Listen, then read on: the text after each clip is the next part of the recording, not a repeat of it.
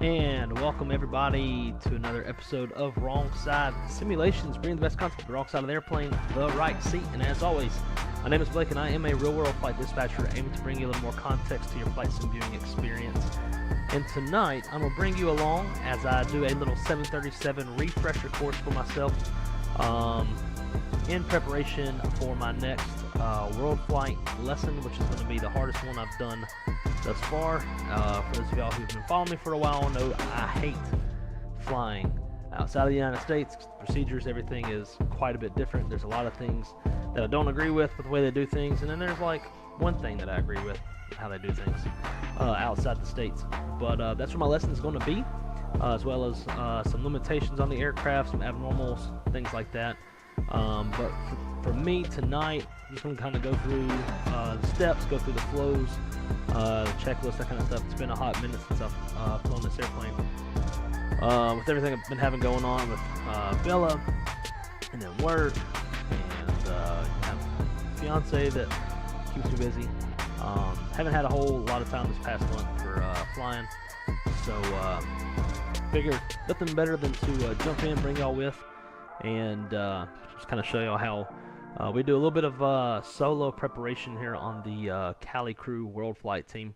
If you're not aware of what World Flight is, it is a charity event every November where basically any team that has a full cockpit setup can qualify or whatever as an official team. I don't know if qualify is the right word, but and then those teams will they'll gather sponsorships and partnerships to ultimately get as many donations as possible for charity of that team's choice. I've been with Cali Crew since 2023, and the last time we weren't able to fly last year, but we flew in 2023, and I believe we raised like either $10,000 or $15,000 for Angel Flight West, which is a volunteer group of basically medevac pilots that fly patients who can't afford it, who need treatment and care and stuff like that. So we fly the 737-800 under the call sign of Delta 2507. So that's where we're going to be today, flying from Salt Lake City to Eagleville, Colorado.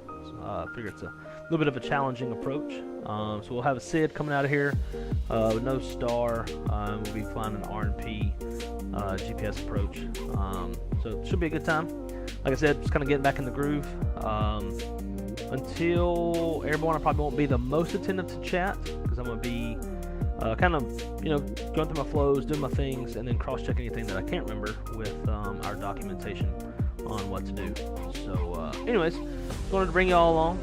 It's a little bit more fun doing it this way than just flying it by myself and not having anybody to kind of share it with. So that's the plan for tonight. Real quick, as always, got to give a shout out to the channel members, whether it's a casual, chill, laid-back stream or full-fledged, hard up trying to do all the things stream. But anyways, huge shout out to Cali Simmer, Marco, Image Seeker, Kyle Lewis, Captain Nate, Hillbilly Gypsy, AJJ, West Person, David Isaac, thank you for moving on me, Dustin, Mickey Mike, Captain Johnny Bravo, Palco. Oh my god, this is gonna be hard. I just want y'all to see what it does. See how it moves on its own? It jumps back up to the top. So it makes it really hard. But anyways, thank you to all of these people. We'll do it that way. Make it quick. Mickey Mike, Johnny Bravo, Palco, FO Pilot Dip, JJ Stevens, who I do believe is in the house. Where to go? See, I can't even keep up with where I'm at because it keeps moving. But yeah, thank you. If you are a member, love you to death. Thank you so much for your continued support. Can't thank you enough. And now over to the chat. AJ Finari, what's up, man? Great to see you, dude. Playing Nuts is in the house. Is it me or is the music louder than me? Shouldn't have been. I'll turn that music down a bit more. I don't know, the audio with the OBS has been... It's like, sometimes it's louder, sometimes it's not louder. I don't know. But if I put it up to my mouth like this, then you can hear everything that I say. So maybe we'll do that. Because I can also hear myself better in my headset too, and it's kind of fun hearing myself. But anyways, Igor, great to see you, my friend. Welcome aboard. Hope everybody's having a wonderful Saturday early morning if you're here on the East Coast. Hey, Drew Stone, my man. Wrong side, good to see you, bud. Let's go. Hey, dude, great to see you as well. Hope you're doing good. All right, let's get to it. And now it seems like the audio on the microphone's back to being louder. I don't know. That's weird. Whatever. All right. Shut that shit up. So again, if you're just now joining us, the whole objective of this stream is just kind of a 737 refresh, using the KUXIU flows and SOPs and checklists and call-outs and all that kind of stuff. It's been a hot minute since I've flown this airplane. I will be hopefully doing my next lesson, world flight lesson pretty soon, which is going to involve flying probably in Europe on VATSIM with abnormals, as well as going through just kind of reviewing some of the aircraft limitations, and I don't know what it's called, like wingspan and shit like that. So this is gonna be a little bit of just kind of getting back into the groove and figuring out how to bring y'all along. So like I said earlier, probably won't pay a ton of attention to the chat until airborne, and even then we're probably gonna go through some of the limitations and all that kind of shit. So it seems more like ATL Trap House instead of Salt Lake. What does Salt Lake play? They're probably like they're gonna be like Mountain Coffee House hipsters, right? So I don't know what kind of music they listen to. But anyways, guys, if you don't mind, please smash that like button. I think the more likes I have, the better that this is gonna go. Probably not, but all right. So we're gonna treat this like first flight of the day. Aircraft is energized, and that's all that's been done. Other than it has been fueled, I already put the payload on, so we don't have to deal with that shit. We're all on VATSIM.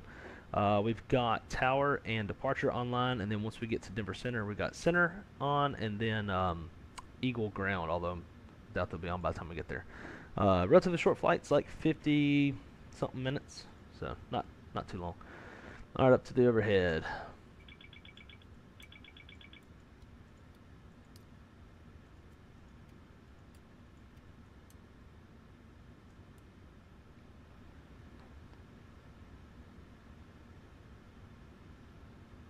And sorry if it's going to be awkwardly quiet. It's just, doing my shit.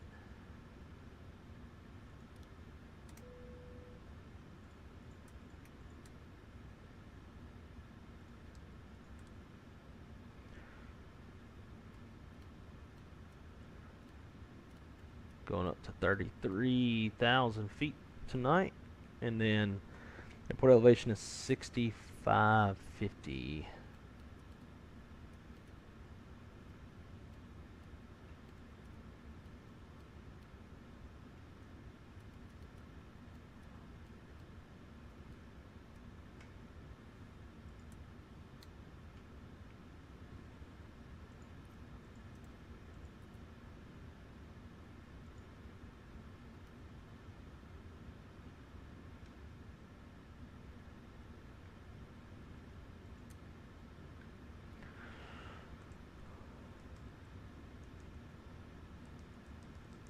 We are in Salt Lake.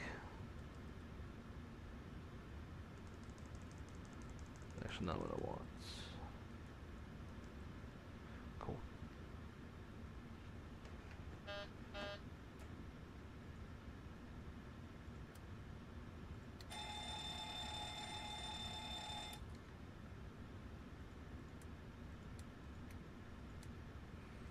Let's see, we're going to be talking to Tower 1905.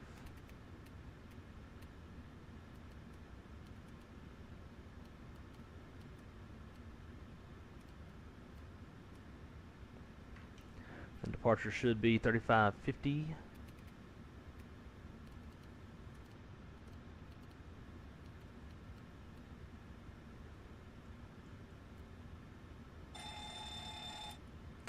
Then on radio 2, it's going to do Unicom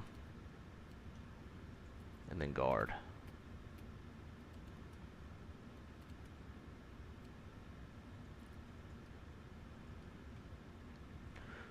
Alright. Cool, that's set. Echo. Free and 0.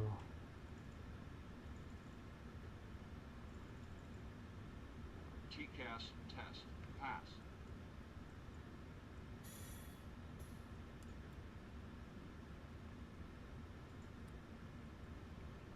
Glide slope. Pull up. Wind shear. All Wind right. shear. Wind shear. Terrain. Put the flight Pull plan up. in. Airspeed low. Airspeed low.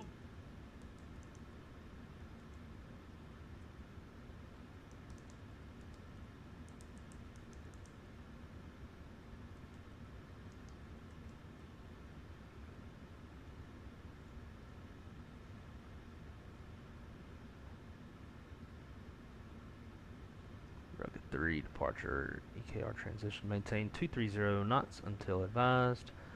Maintain 9,000. Expect 330 minutes at departure. Departure frequency is 22.8. But that has changed. 9,000. Alright, I think it gave me a runway. Go back to the ADAS. Yep, parting south, so I'm guessing it's going to be 16 right. Rugged 3, EKR transition. And then from there,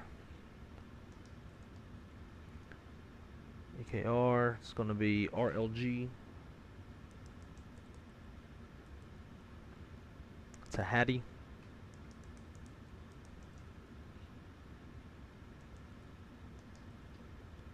And on the arrival,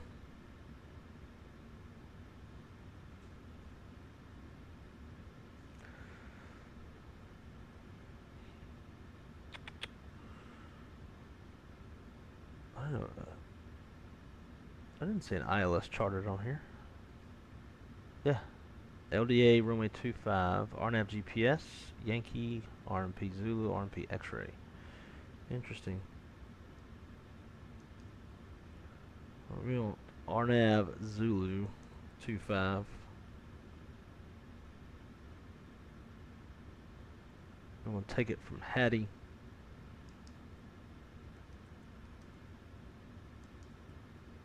Cool. That all syncs up. Execute that. Climb. We're going to go up to 330. And then in the climb, change it to 230.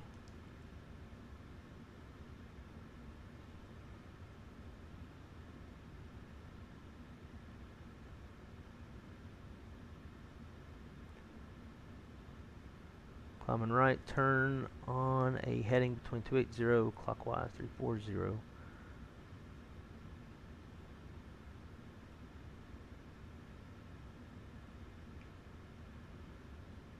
Alright, so I guess we're just going to get vectored.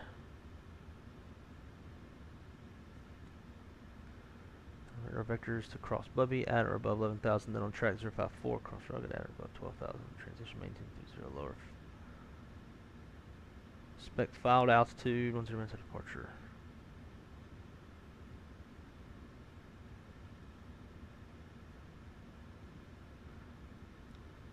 Maker.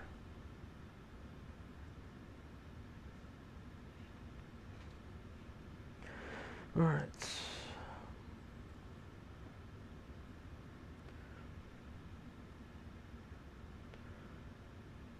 Block fuels 12.7. We got 13.1 on board.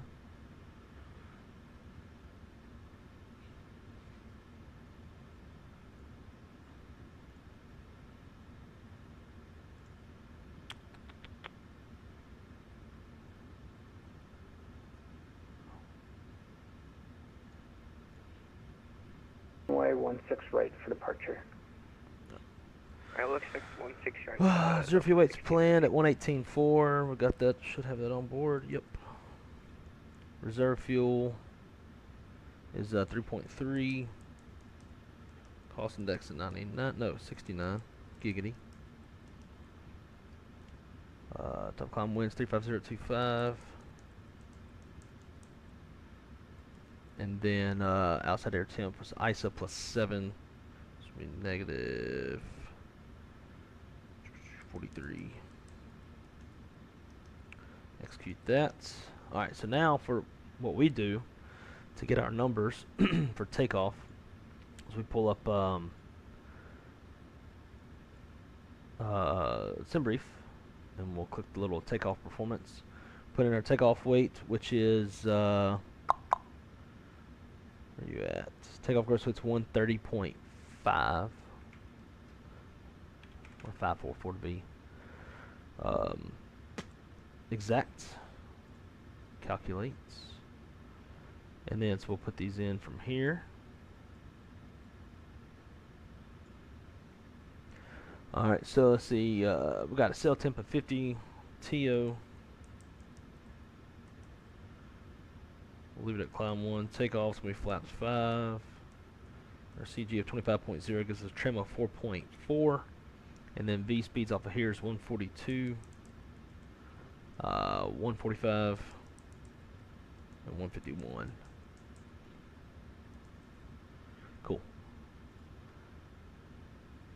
Alright, so the box is all set. Good morning, Zippy. How you doing?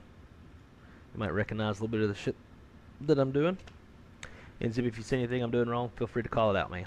This is like a little refresher, trying to get back in the saddle on the 7.3. Alright, so V2 is 151. Runway heading.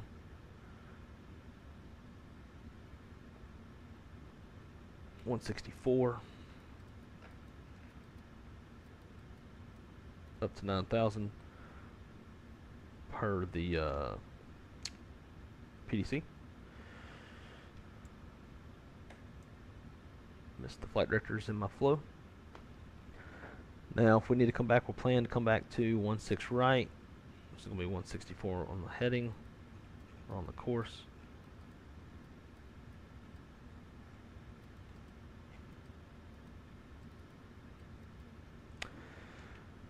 And frequency is 11.9. United 109. Just wanted to verify that aircraft type was a 737 MAX 9. Correct. United. Cool. United 109. I'm going to update your aircraft code. It looks like it should be B as in Bravo, Tree 9, M as in Mike. So if you want to work that as, I'll change it in this flight plan, but going forward, if you want to change your aircraft type to Bravo, Tree 9, Mike for the 737 MAX 9.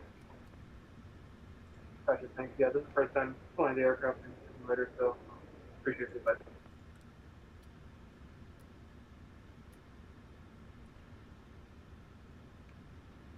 Alright. Let's check weather in Salt Lake one last time. Winds 150.6, 10 statute miles, clear skies, temperatures 26, 2.4, altimeter 3004.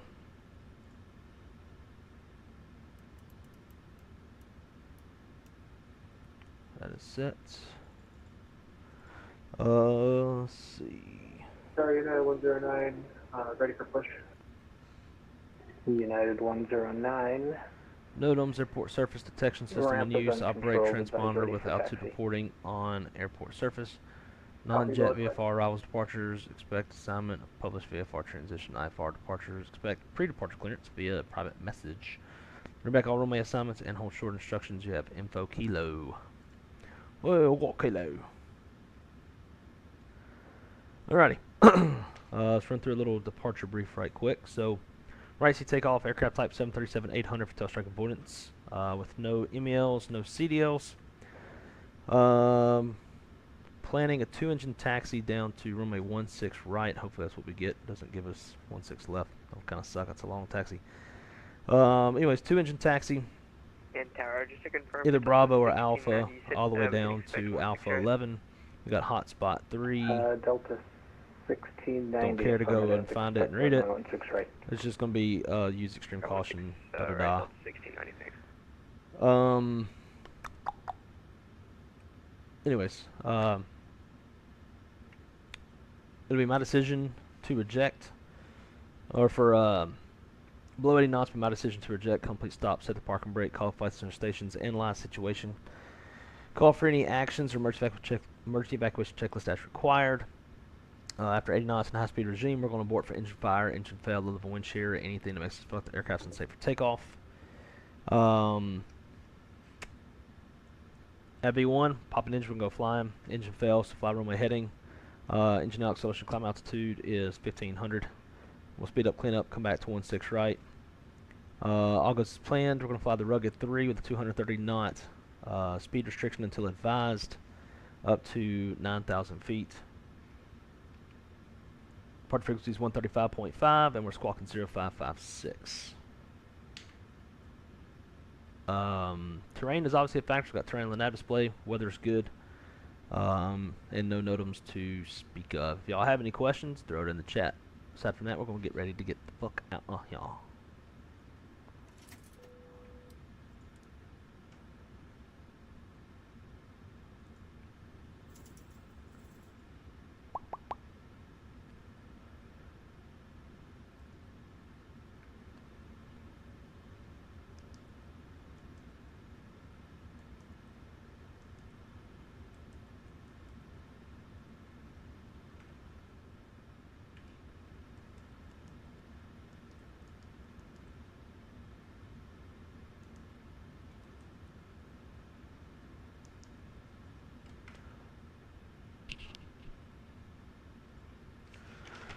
Alright.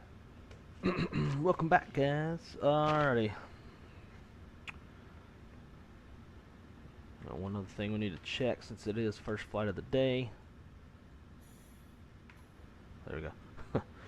Alright, pre-flight checklist. Interior and exterior inspections complete. Circuit breakers are checked. Nav display switches are normal and auto. Passenger signs on. Window heat's on. Engine bleeder switches on.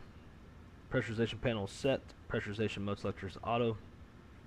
Mode control panel is set. Oh, this one's old. I forgot. Flight directors are on. Oxygen mask checked. Altimeter is 3004 cross check. Flight nav instruments are checked. Warning and annunciator lights are checked. Speed brake is down. Takeoff warnings checks and closed. Engine start levers cut off. Reception cutout switch is normal. Fire warnings checked. Radios and transponder set. Radar's off. Rudder and aileron trim free and 0. Parking brake is set. Windows closed and locked. Flight briefs complete. Departure briefs complete. Logbook QRH is on board. And fuel. We need 12.7. We got 13 on board. Pre-flight checklist is complete.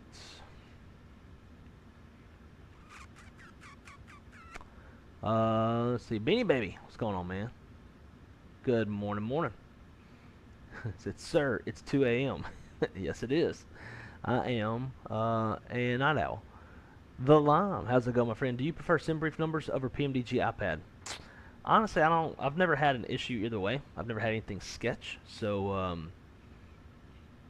really, if you want to go with what's most restrictive, that's always going to be your better idea. But I'm fine with either one. Why am I not sleeping? Because I usually work overnights, and I'm used to being up at this time of night. Then I'm also using it right now on my flight. What are you using? Oh, like all I'll get it. All the world flight shit. Duh. Let's see. Plain Nuts says got a long haul 777 flight going. Hell yeah. Hoping Sim doesn't crash out of me. Hell yeah. Original aircraft on frequency. Salt Lake ATIS information. November is current altimeter 3004. November 3004. Sweet. Alright, 1406, 10 statute miles, clear skies, 2604, 3004. All the same shit. Must be XP, we don't have a Max 9. Yeah, that's what I was thinking. Full tow, pretty much. Which is weird, because we're not heavy. AJ, so I have a question. Time to get another beer before taxi out. This late at night? On VATSIM? I probably should. I might actually entertain that. Did we cover terrain threats? Yes, we did.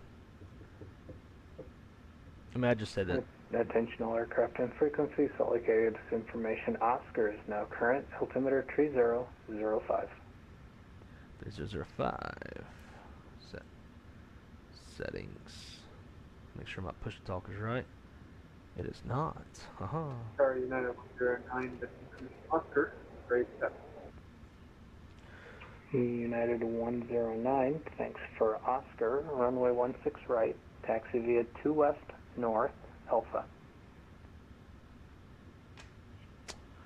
Yeah, so it's work Alpha. Adam Turner.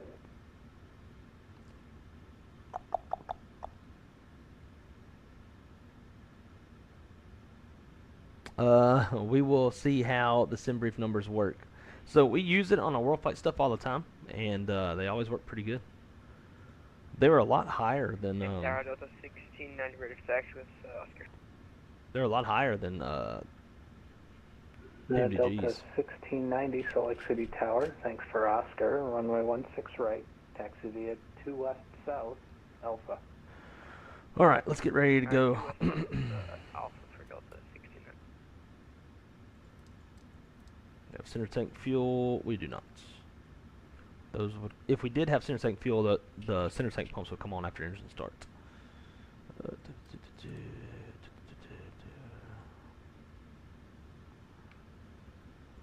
All right. Pushback checklist. Doors are closed.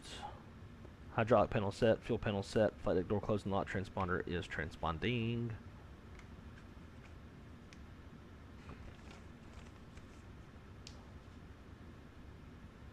Alright, what fucking gate are we at? Hello? Where are we?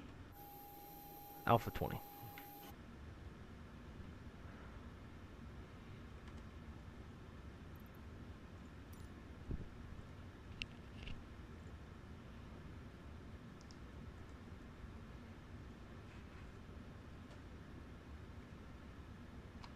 And Salt Lake Tower, Delta 2507, gate Alpha 20 with information Oscar, ready for pushback engine start. Delta 2507, Salt Lake City Tower, ramp is uncontrolled, advise ready for taxi. We'll go 2507.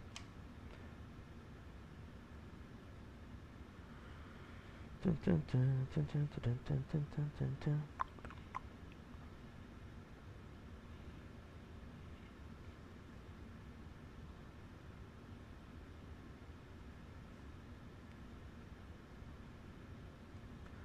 Split view. Cool. Alrighty, ready. Let's go.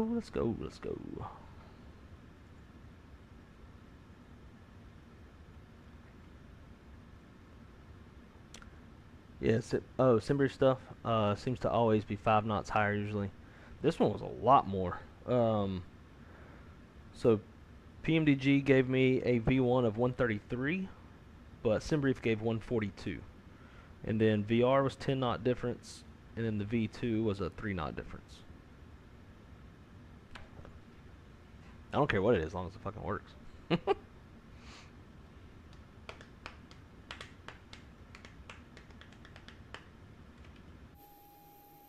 Alright, we're gonna go nose to the left. Alrighty. Are all these set correctly? Nope. Ignore what I'm doing, guys. I'm fooling with my little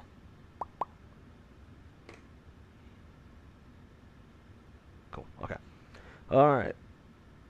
Beacons on, brakes release, click push.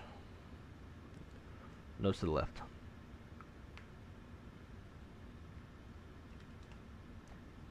PNDG said you're overweight. Oh, wow. Yeah, man, Sky Team. Alright, we're going to be starting 2, then 1. Starting number 2.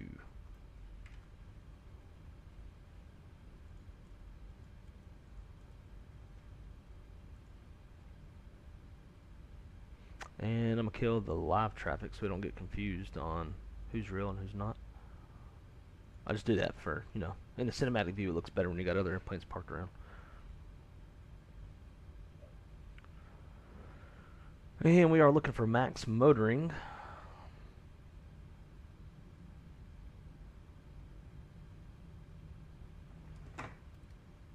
And introduce fuel.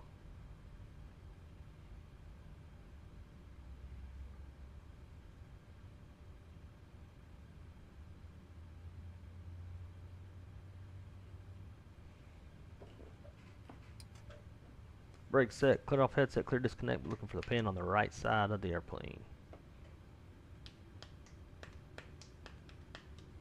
Beer and cigarette done. Hell yeah, there you go. Watching the guys redo all the key binding stuff because they had to reinstall ProSim. Ooh, that sucks. It's chaotic, I bet. United 109. I dialed into Departure Discord to the call right, last night, and heading 295, Anthony and Shane were winds going at it 180 about at 4, leaving some doors open runway or some shit, 16 and right, cleared for takeoff. Clear for takeoff, United 109. And you said heading... run up the people's electricity bill where the United 109. sim is at and shit. So I was like, I'm not listening to this. Heading 295 on departure. Right, heading 295 on departure, United.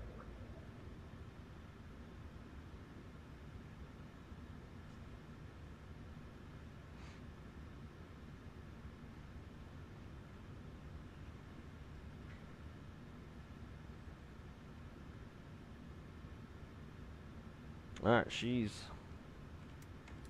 showing the pin, so give her the flash, let her know we got it.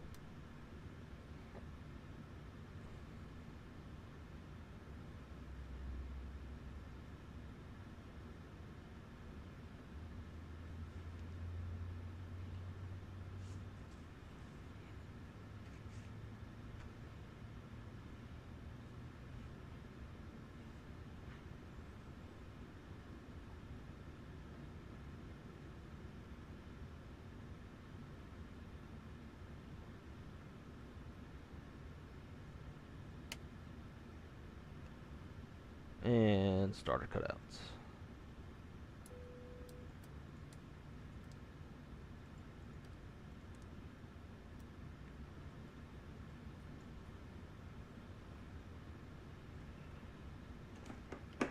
Flaps 5.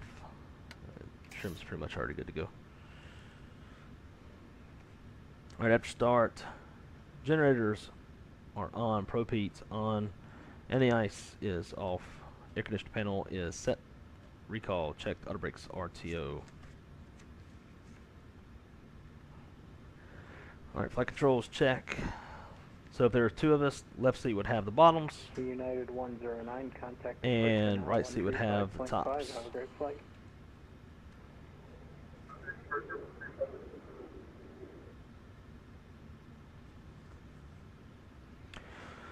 Alright, taxi checklist.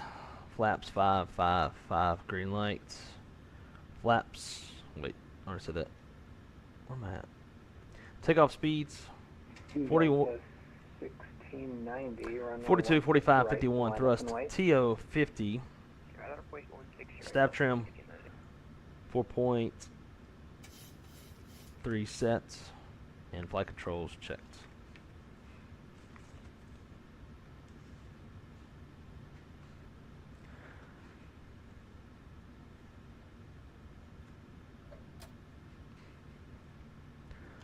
Solid ground, Delta 2507, ready taxi information, Oscar.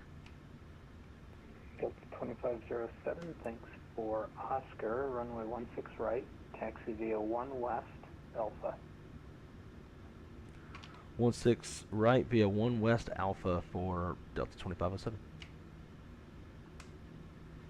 Delta 1690 on departure, fly heading 160, the wind's 180 at 4, runway 16 right, cleared for takeoff. On departure 160, go take off 160 right, 1690.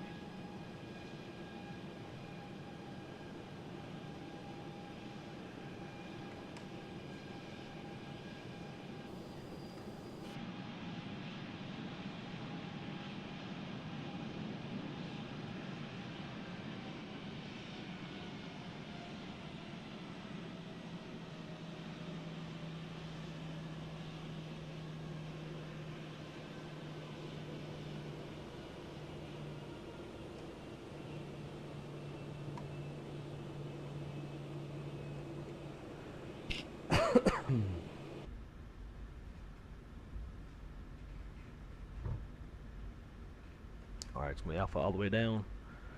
So we got Bravo first and then Alpha on 1 west. Yeah, get it, company.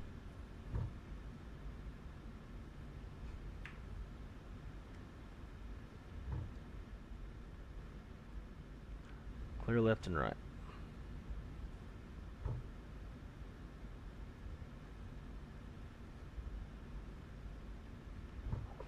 Delta 1690. Contact departure now 135.5. Have a great flight. Alright, 35.5, we'll see you at 1690.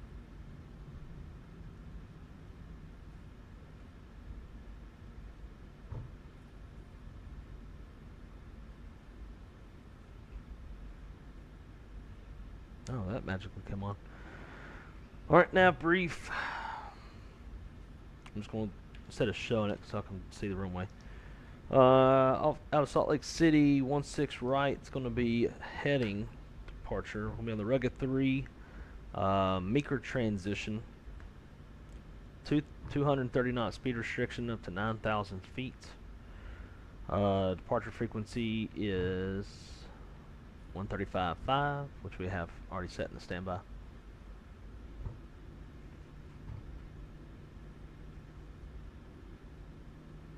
And that's about all I can think of.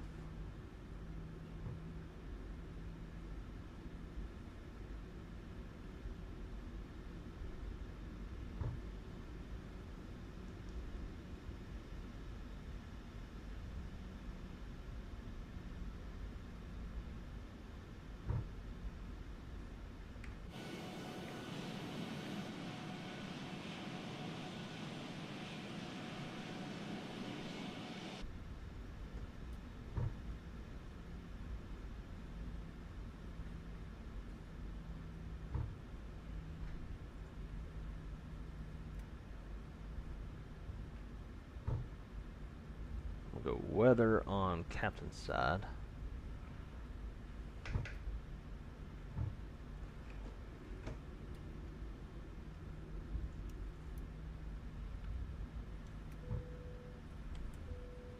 This airplane keeps, every time I fly this airplane, it wants to pull hard to the left. It drives me nuts.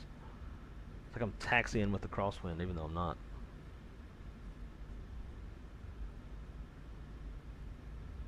I forgot to run the chrono, or the ET, whatever it's called. Josh, what's up, man? Sorry, I'm just now seeing you. Doing some world flight refreshing, getting back into the groove with the 7.3. My next world flight lesson is going to be a little tough. I'll be flying in Europe on VATSIM, which everybody knows I hate that. No offense, Zippy, but I fucking hate flying pretty much anywhere outside of the U.S. There's like one thing I agree with that Europe does, and everything else I think is fucking stupid. And it makes everything a lot more task saturating and shit like that. Along with abnormals and some aircraft limitations and shit. So it's gonna be a good time.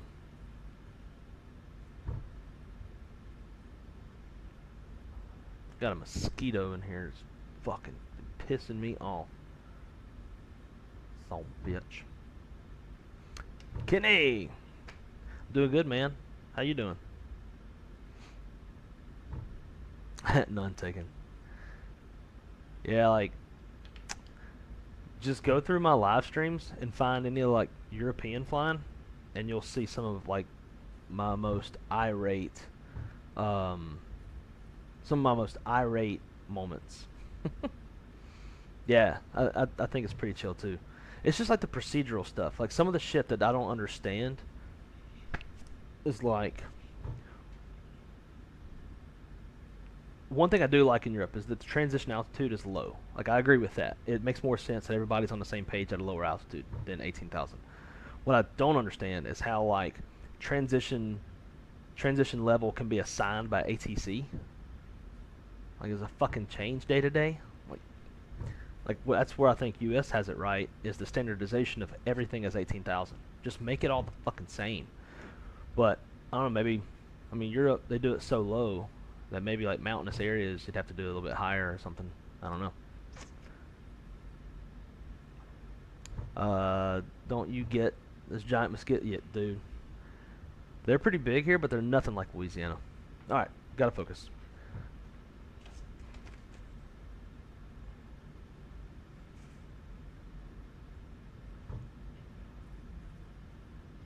All right, before takeoff, runway position, 16 right, full lengths confirmed inside and outside. Nav briefs complete. Takeoff warning is checked. Delta 2507 on departure, turn right, heading 295. The wind's 180 at 4, runway 16 right, cleared for takeoff.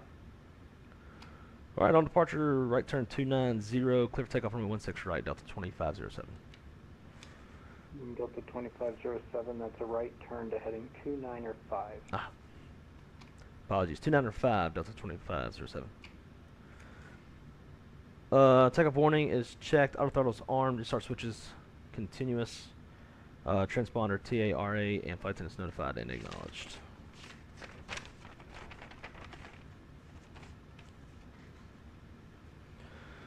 Alrighty, let's go.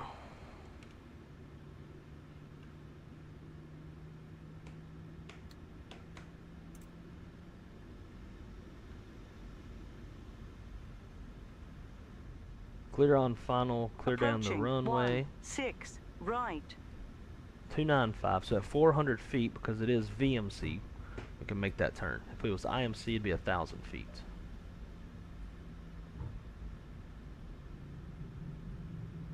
Runway heading is 164. On runway 16 right.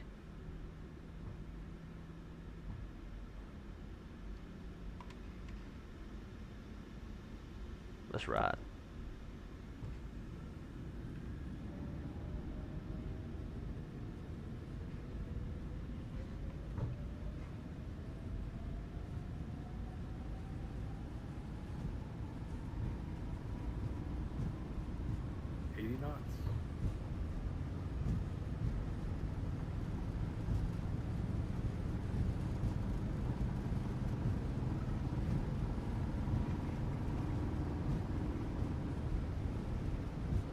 V1, rotate.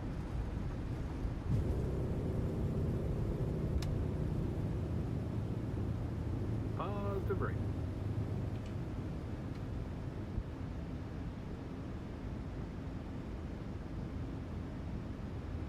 $400.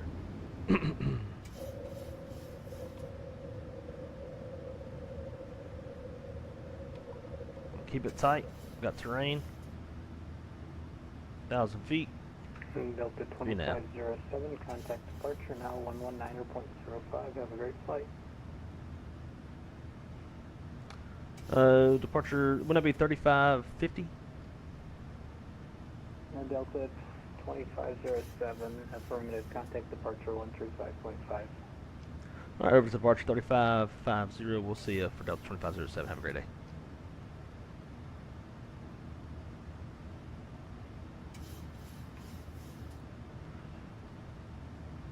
So late departure, Delta 2507, turning to a 295 heading, 230 speed restriction. Delta 2507, Celtic departure, radar contact, climb maintain, flight level 230, turn right heading 340, and resume normal speed. Alright, up to 230, right turn 340 for Delta 2507, and resume normal speed.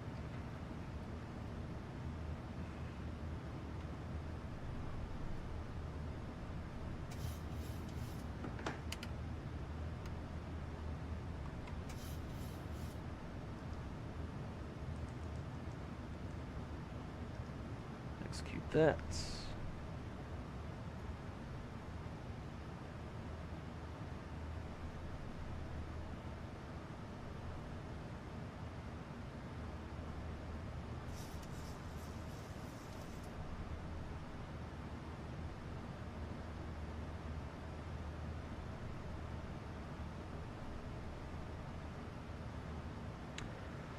God, that'd have been a lot easier with somebody else to run the fucking autopilot for me.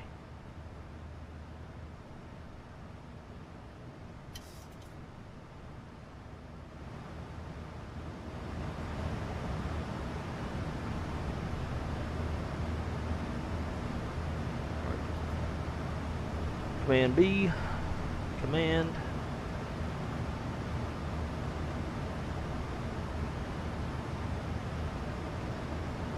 .340, 230 VNAV heading 10,000.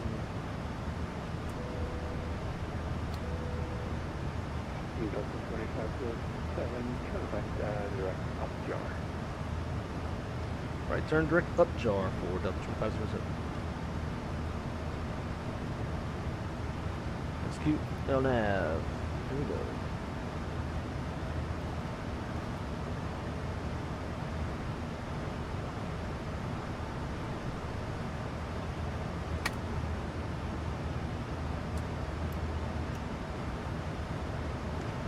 After takeoff checklist. Flaps up, landing gear up and off, packs are in auto, engine bleeds on, pressurization panel.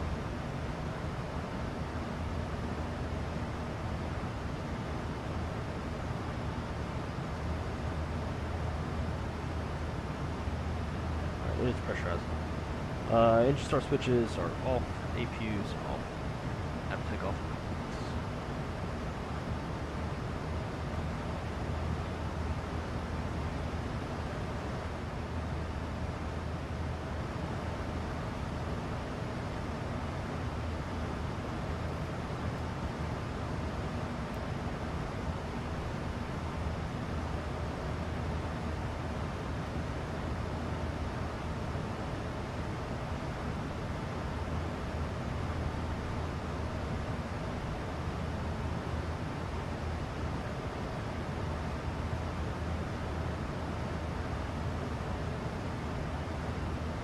Not too shabby. I like it.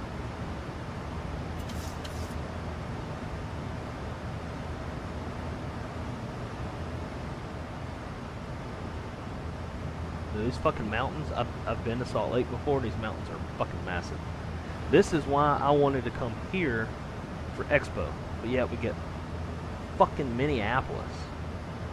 Ugh. Like, look at this. Shit is beautiful. And this road right here takes you straight to Park City. Like, I would probably be at Expo for like a whole 2 hours, and then phew, I'd be gone. See ya. There's so much better shit to see than flight sim stuff in Salt Lake. But Minneapolis, you got the Mall of America. Woo.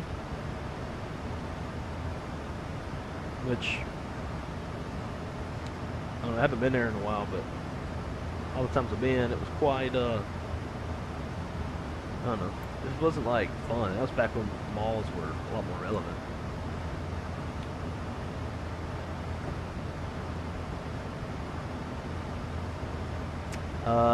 Jet dispatcher, curious why you didn't take 16 left, get a left turn.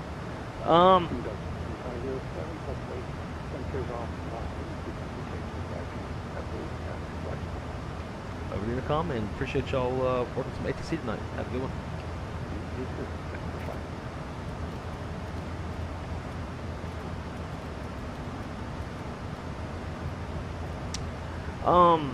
So, at least in my experience with Salt Lake, they tend to like to depart off of 16 right, 34 left. So just kind of knowing that tendency, I had a feeling I was going to get 16 right. And then the terrain to the left, so climbing out, taking off to the south, terrain to the left is quite a bit taller than the terrain to the right. Stand by. 18,000, climb checklist, altimeters, standard cross check. It's the hardest checklist of them all. But anyways, it's just a lot taller. And if you lost an engine headed towards that, it'd be a little bit easier to escape having if you had gone to the south or west. It seems like that's what they do most of the time, make turns to the west. So everything that we did on this kind of seemed very much in line with what I've seen in the past, whether real life or flight sim. But yeah, typically, you know, you would do that, especially if you're going to the east. you want to depart off the east side of the airport, and obviously make your turn to the east. That way you're not like, you know, if you got traffic off of 16 right, oh no, yeah, 16 right, making a right turn, you go left. I guess that's not going to conflict. But if you had 16 right and they're going left, you got 16 left and you go right, that would conflict. But yeah, Salt Lake's just, I guess it's a little bit non-standard in that way. But yeah.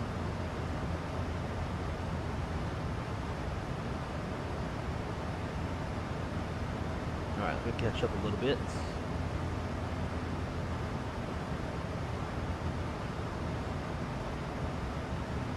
S-turn arrivals are good in the EU.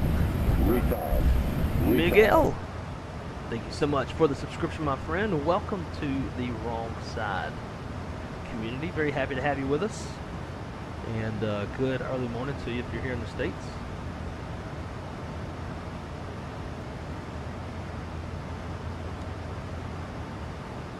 The only thing I am very against in the U.S. Is clearing people to land when you're like number 3 in line for the runway. Yeah, I guess that is one thing that's a little bit different. Are they clearing to land or are they clearing for the approach? That's two different things, obviously. All right, let's keep going up to our final 33.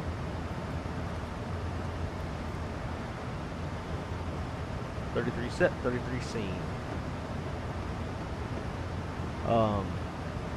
Yeah, honestly, I don't think I've seen clear to land, but I've seen like clear for the approach. But I could be very much wrong. At least I don't say from the jump seat.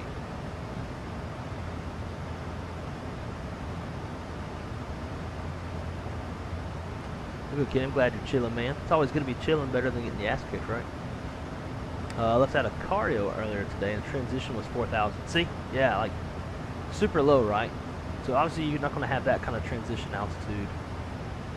You know, taking off out of somewhere mountainous, because you're probably going to be like surface is going to be higher than that.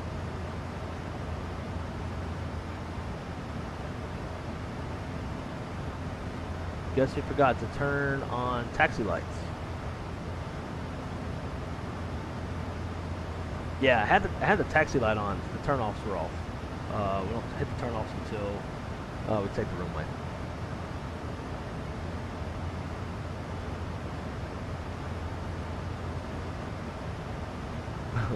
Positive, right? Yeah, probably about how I sound. I don't think I even said positive rate on that one. No, other homeboy would have said it. I didn't say gear up. That's what I didn't say. Awesome job, wrong side. Thanks, dude. Appreciate it. Longer. Yeah, it was definitely a much longer taxi to 16 left. I was hoping I was gonna get 16 right for that reason. AJ said, "Hey now, is Minneapolis that bad? I want to visit." Minneapolis is no better nor no worse than Providence, I guess. It's the vibes are just blah. Like, I don't know. When we went to Vegas last year for Expo, it actually felt like a trip. Maybe it was a trip to me because, you know, going from Florida, where it's flat, tropical climate, to Vegas, where it's mountainous and deserty and shit, it just felt a lot more like a trip kind of vibes. You had the airplane shop. You go buy fucking airplane models. Me and Shaq flew first class together out there. We flew to Phoenix, and then we were going to fly up with Anthony, one of our Foreflight. You know Anthony. Shadow Dart. We're going to fly with him in the SR20. Turned out it was too hot. We were too heavy and had too much fuel on it. I had to go Uber to Phoenix and jump seat to Vegas while they flew the SR20 up. But yeah, it just felt like a lot more of a trip. And I think Salt Lake would feel a lot more of a trip as well, having a lot more to do than just go to Expo. Like, I would make a trip out of Salt Lake and go either days early or leave days later and really take advantage of being in the mountains. The Lime, yeah, see, the Lime's smart, taking Salt Lake over Minneapolis in June is better than Minneapolis. Yeah, fuck yeah, that's a good point. Very good point. I've been to Minneapolis every single month of the year. I used to date a chick in Winnipeg, and I had to get to Minneapolis. Or I had to get to Winnipeg through Minneapolis, and I would fly 4 legs to Winnipeg every other week. Did that for 2 years, and I always got stuck in Minneapolis. Me and the Crown Plaza next to the Mall of America, like, I probably slept in almost every one of them rooms.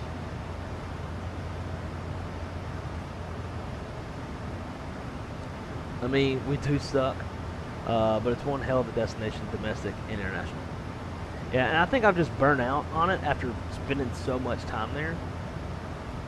Like, I have drank countless beers in Hooters in the Mall of America. I used to be friends with literally half of the Mall of America waitresses, to the point that, like, I could come in and get free draft beer, they knew me by name. It was pretty bad. Yeah, so I think I'm just kind of burnt out on it. But in a way, like, I think I'm going to go back. It's going to be kind of cool because I haven't been in there. I haven't been there in, like, shit. Damn, when did I go last? I can't remember if I was at Trans States or if I was at Spirit. But it's been a while since I've been up there.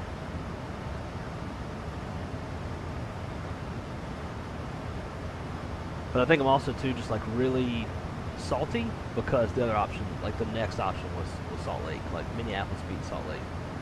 And I've got, like me and Crystal went to Salt Lake and then drove to Park City, and that's where I proposed to her last December. So, like, you know, I had such a great trip. Granted, it was, like, during Christmas.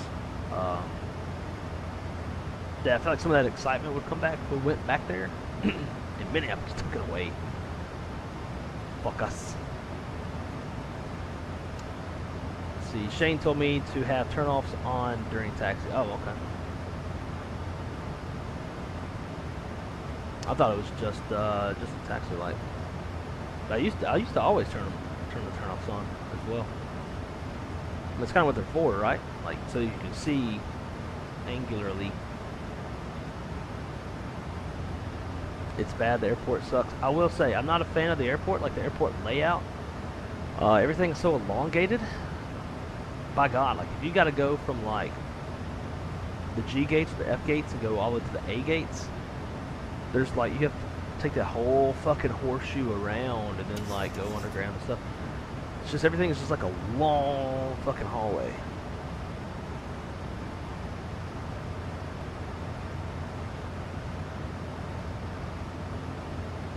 Just not that chicken Murphy's.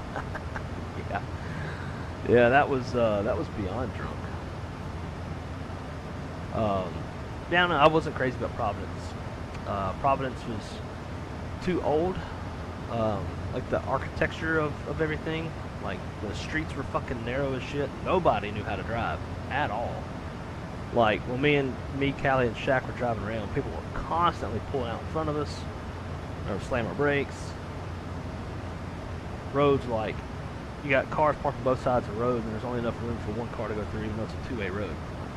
Everything's just really old. Everything was built in the, like, 16 and 1700s. So I wasn't a fan.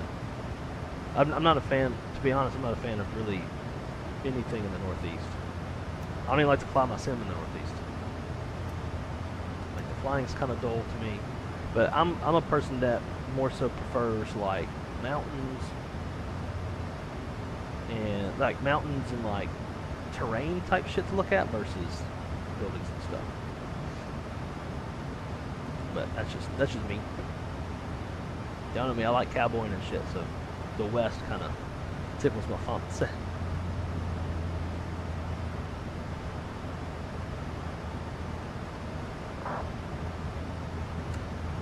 Josh, what do you mean win a pig?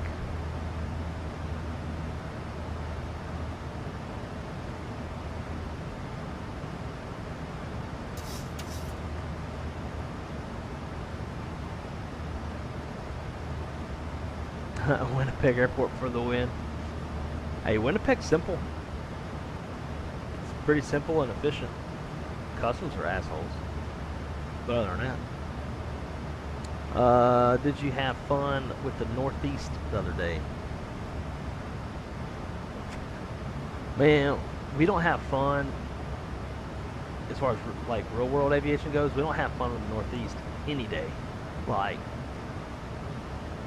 Newark is a problem every single day. A good day is a 70-minute ground delay program for Newark. Like, that's a good day. Bad day like the other night, we had, I think, 308-minute delays in Newark because of staffing, ATC staffing. When you mix their staffing issues with thunderstorms in DC Center, Jesus Christ. No bueno. Oh man, Denver Center, get on.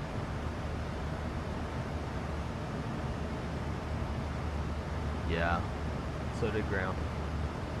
Shocker. But yeah, the Northeast sucks as far as like ATC and weather, and the way that like how well they can handle it.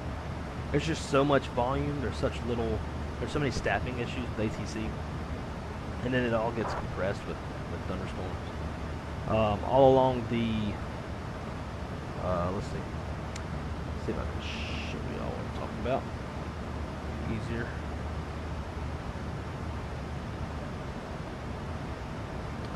I rotated it. Okay. So, up here in the Northeast, right? You got DC, Baltimore, Philly, all the way up to N90, New York metros. So, all this blue shit is all warning area, right? So, can't fly really over the water. So when you have thunderstorms in like DC Center that are moving through like central DC Center to the east, the tunnel of clear airspace that airplanes can fly through. Why is that flickering? Fuck out of here. That shit. Anyways, y'all get what I'm talking about. But the tunnel of air, the clear airspace that dispatchers can fly through, that planes can fly through, gets narrower and narrower.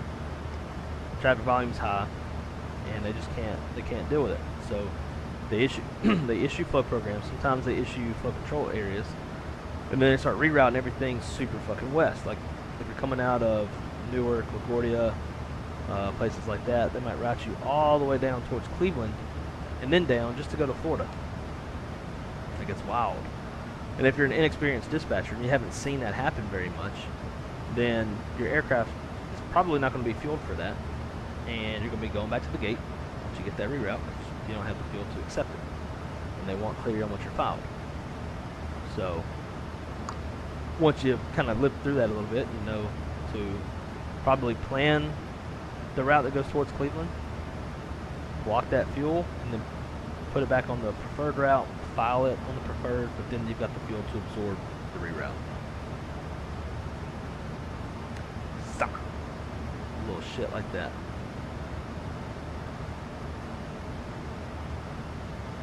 I'm gonna show y'all something. This is one reason why I really like Foreflight. They got cameras everywhere.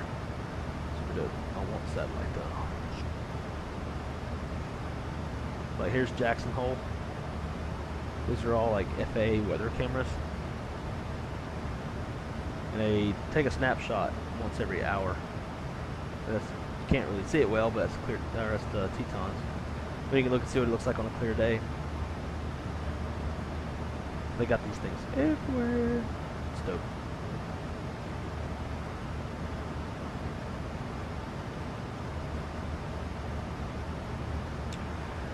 Alright, let's see. We picked the wedding date? Yeah. We, October 17th.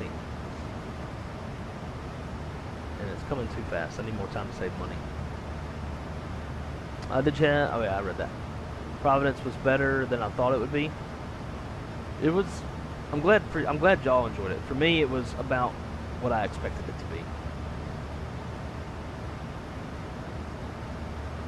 But I've flown into like I did my fam ride into Manchester, Massachusetts, or I mean Manchester, New Hampshire, last year. I've flown into the Northeast a few times. I don't know. It's too colonial for me.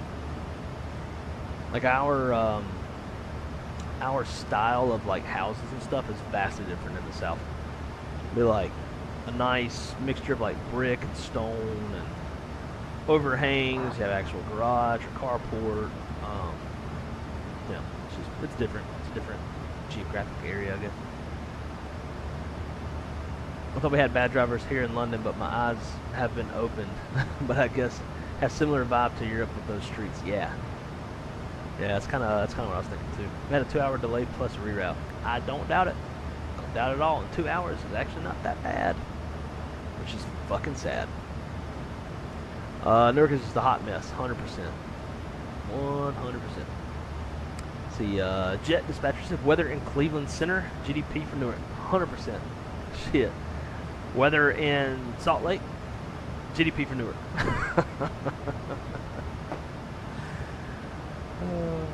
Yeah, see, you feel the pain. Jaskell, I guess, Jaskell feels the pain too. Yeah, DC Center's a bit of a pain to say the least. Like, all the time. Same thing too, like VFR day, no thunderstorms, good staffing, I guess. And then all of a sudden it's like, holding for Newark. Why? Like, arrival rate's not even high. It's like a reduced schedule day for all carriers, Tuesdays, Wednesdays. I'll definitely be seeing y'all at FS Expo next year. Plan on heading over there earlier than most of y'all to check out the airport viewing area. Hey, there you go. I didn't know actually even have the airport viewing area. Two good spots in MSP, the official lot by the Fed Ups ramp. Dog paw right off 1-2 right.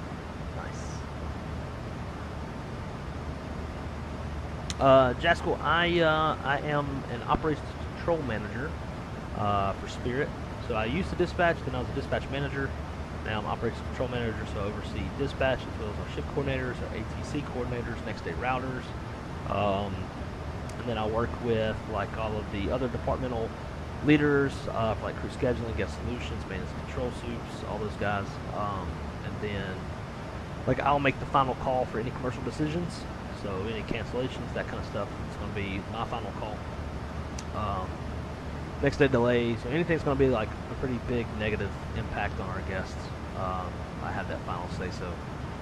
But other than that, like doing company-wide meetings every day, like we do a 0900 and a 1500 ops brief, so we bring the whole company together, like all the leaders together, and kind of discuss, like on the 0900 we'll talk about yesterday and issues we had, looking for trends that might be problematic. And then on the 1500 we'll talk about that previous morning, any station delays, fleet launch delays, any safety stops, all the, just general big picture like airline stuff, looking for any trends to where we can kind of squash any low-hanging fruit, like delays of between 1 and 5 minutes. We try to if we start seeing a lot of that, if there's a particular issue that's causing a lot of that, try to get rid of that shit so that we can have a better on-time performance, all that kind of stuff. So I am management now, but I specialize, like my area of expertise is dispatch. I know how to make an airplane go left and right, but like I'm pretty new to this role that I'm in, and it's not a role that I'm asked to go to, but things happen, and sometimes you just got to suck it up and do it. So yeah, like the other day, one of my other managers, they wanted me to do like some sort of company report thing. I was like, look, I can tell an airplane to go left or right. Like, I plan a good route. I know an airport needs an alternate, but whatever the fuck this shit is you're talking about, no clue. So you're going to have to teach me. But yeah, that's a little bit about me. And if you dispatch, if you want to say you're, I would love to know, but don't feel obligated to have to say, is it PSA now, just with the air transport? Okay, hell yeah. Have you ever heard of a guy named, shit, what's his name? How the fuck did I forget his name? Everybody at PSA knew him, or has at least heard of him. Shit, disregard.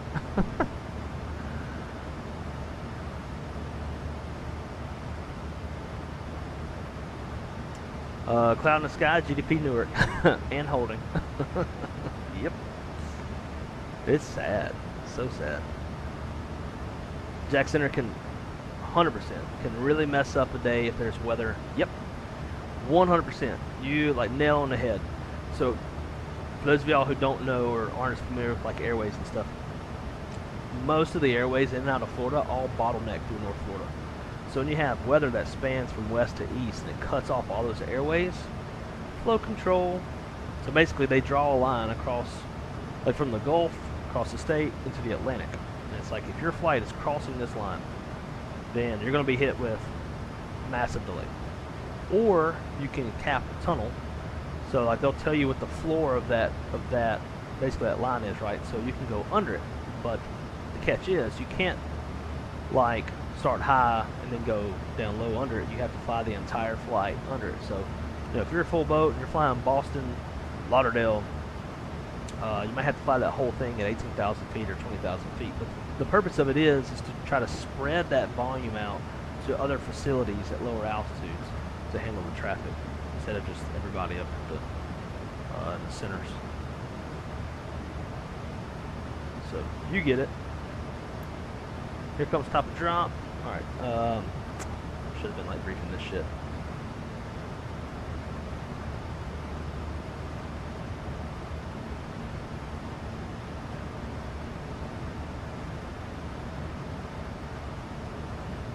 Now he's at 12.7, so we'll go 13.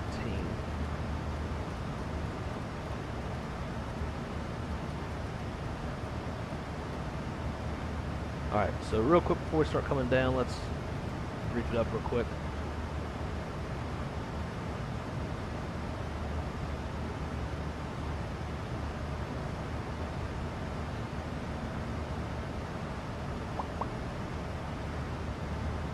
Alright, so we don't have a star. No, I'm just looking at the chat real quick.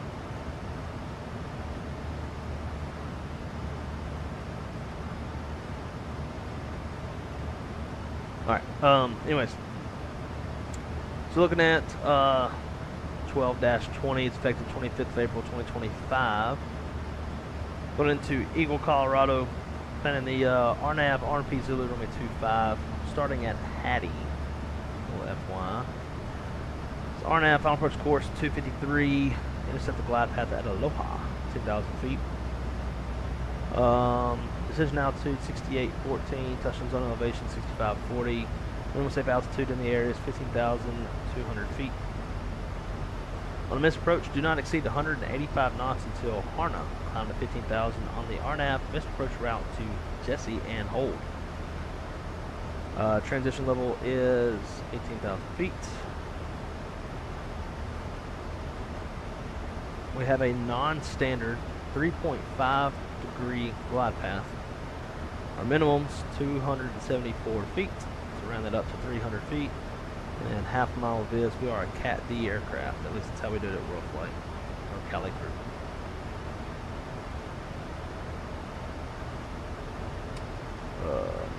Charts. Wait, I think it's on the airport diagram. Yeah. Alrighty. Runway 25. Got high intensity runway lights. Approach lights. Pappy on the right. The Pappy has a 3.0 degree glide path. So it does not coincide with the RNAV. So we'll keep that in mind. Runway's grooved. What is this? Alright, so it says glide slope, which means it has an ILS, but when we go to the charts, there is no ILS for runway 25. So I guess there is an ILS, it's just not in the charts, obviously. But anyways, 8,000 feet from the threshold, 150 feet wide. When we land, it's going to be a left-hand turn-off. Probably get off at Alpha 6 or Alpha 7, and then taxi on down to the terminal. Let's see, right seat landing, aircraft type 737-800 for tough strike avoidance, no MELs, no CDLs. We'll go auto brake level 3. Maybe flaps. Go flaps 30.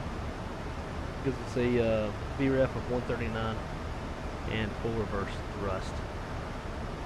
Current weather, winds 290 at 3 knots, 10 statute miles, clear skies, temperatures 19, dew point is 1, altimeter 3020. So obviously weather's not an issue. Terrain is. We'll keep terrain up on the nav display. Might even go to the vertical. Nah, no.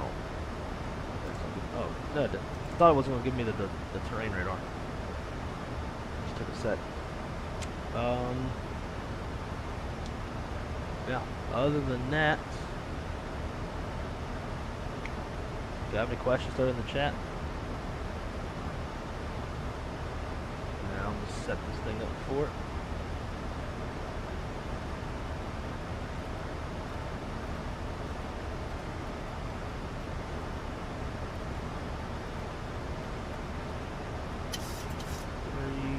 VREF set, auto brake set. There's nothing to tune. We just need our mins.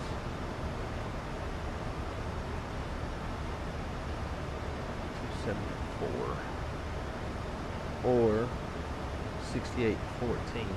I would rather do Barrow instead of radio, but that's going to have me scrolling for fucking ever. So 274 it is.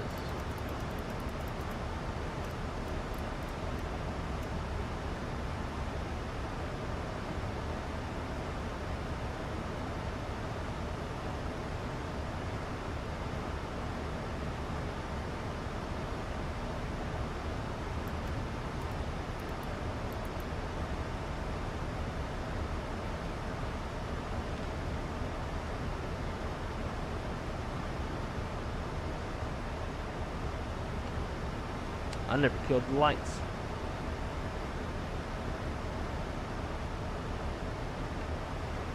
I'm so used to 10,000 feet. We hit 10,000, and I was like, oh yeah, Cali crew waits at 18,000, so I waited, but then I got talking to y'all.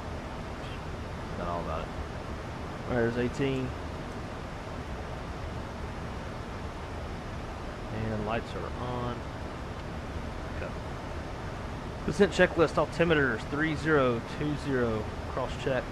Minimums, radio 274, cross check. Landing data, flaps 30, VREF of 139.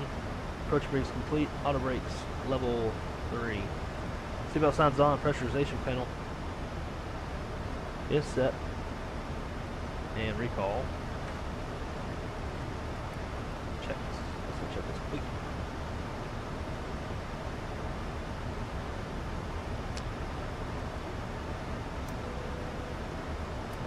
And I'm going to go ahead and do our approach checklist.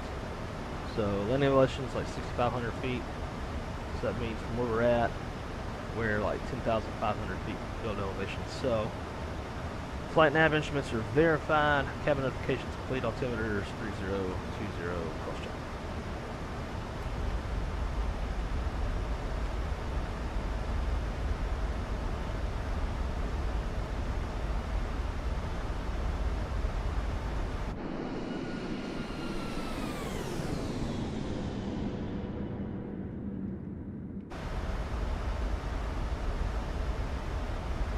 Gotta love some chase plane. Let me get caught back up a little bit here in the chat.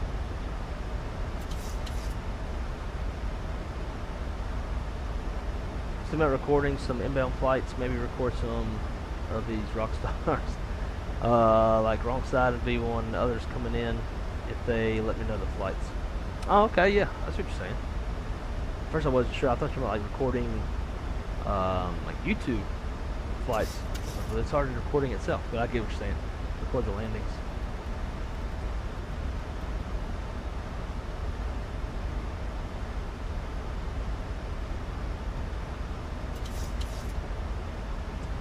Really to Boston Providence to see if I can get ramp a job with Delta at Boston. Get my leg up on things in the U.S. You're probably better off going to Atlanta, to be honest, if you want Delta.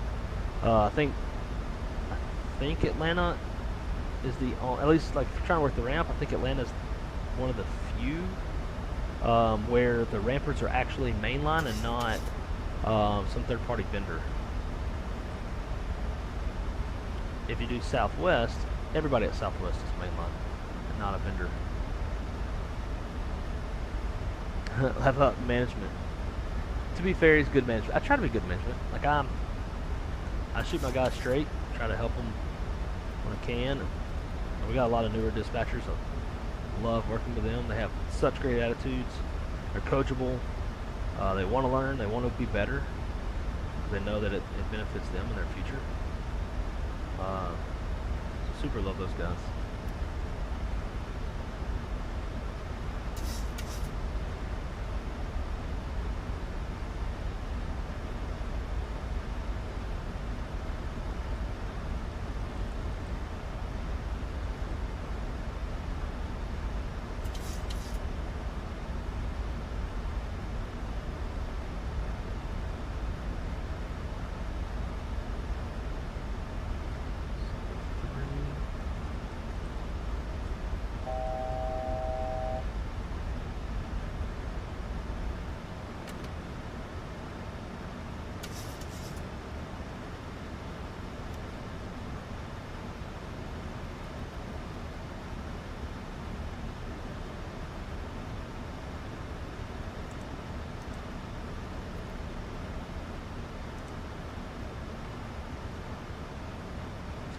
Cluttered.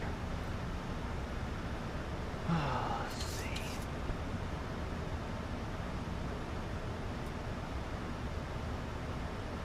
Heard of a lot of people name shit. A foreign descent. Yep, capping and tunneling. I'm a pretty chill boss. Like I'll let people do their thing until unless something becomes an issue. Some things that I probably shouldn't let go, but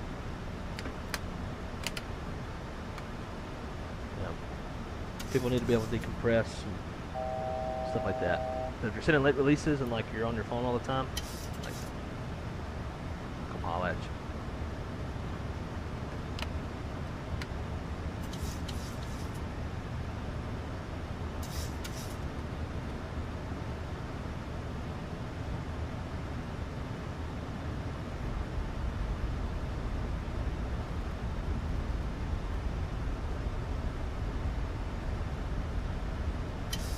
Speed management is going to be the hardest thing on this approach with how steep it is.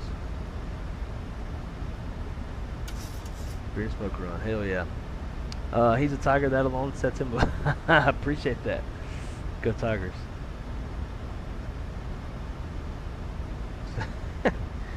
Yeah, that's never going to happen. Although I was playing a song today, I was like, yeah, I felt like that song kind of sounded good in that one. Johan! Hey my friend, how's it going? Great to see you. It's an LDA with the glide slope. Oh, okay, I gotcha. Yeah. Now that makes sense. I didn't even look at that LDA. But I also saw too, just so you know I'm not crazy. Look at the very top. ILS 25. So that was, I saw that, and then I saw glide slope. That made me think that there was an ILS that just wasn't published, like they didn't have the charts for it or something. Alright guys, I will chat with y'all when I get on the ground. I will fuck this up if I don't focus.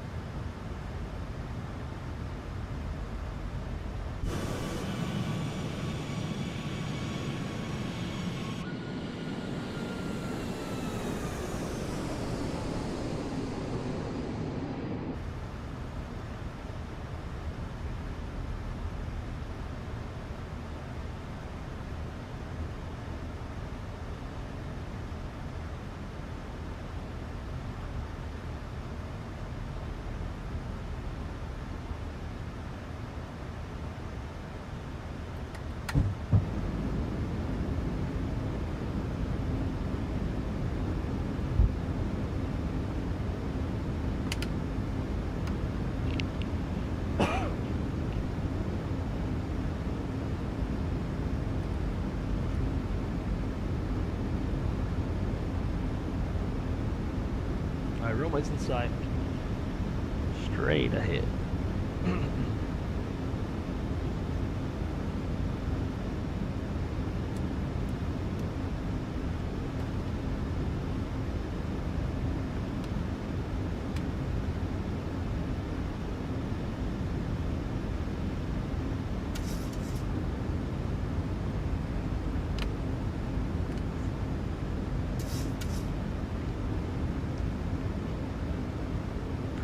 Alright, landing checklist, landing gear. It's down, flaps. 30 green. Speed brake. Oh, wait, one more. Yeah, speed brake is armed. Engine start switch is continuous, landing checklist. Alright, girl. Let's put a little like control replay going.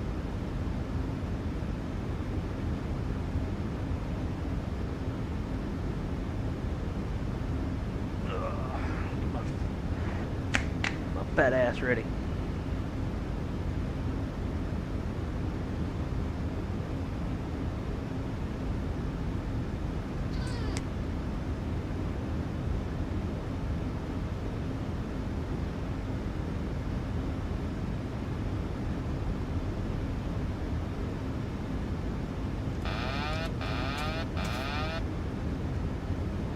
$1,000.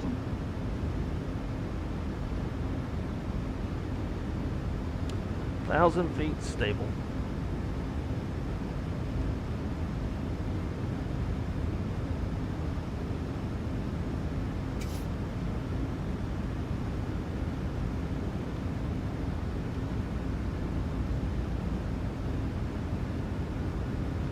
Five-knot tailwind.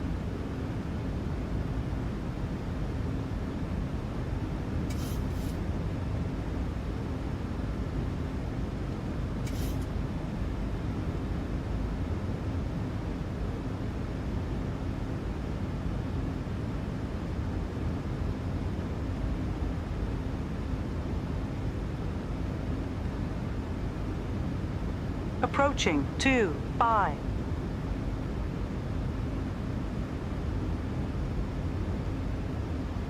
if we go miss, it's gonna be a hard left turn.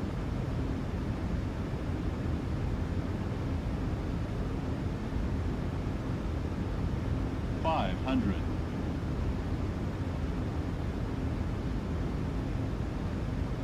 400. Approaching minimums. 300. Minimums. Good. 200. 100. 50. 40.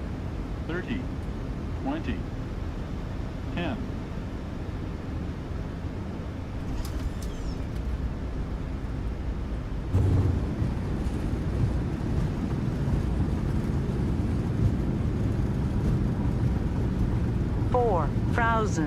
Feet remaining. 3,000 remaining.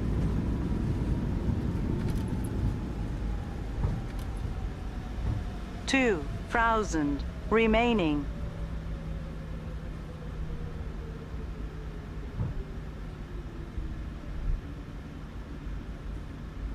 Ladies and gentlemen, welcome to Eagle, Colorado.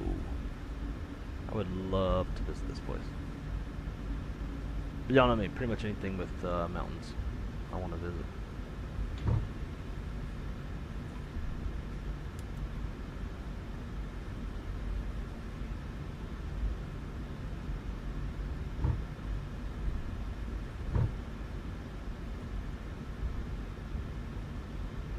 Hell yeah. I thought about going around just to practice. I should have. Because go around in 7.3, not so much the actions, but the callouts are a little bit hard to remember. Alrighty, let's clean it up.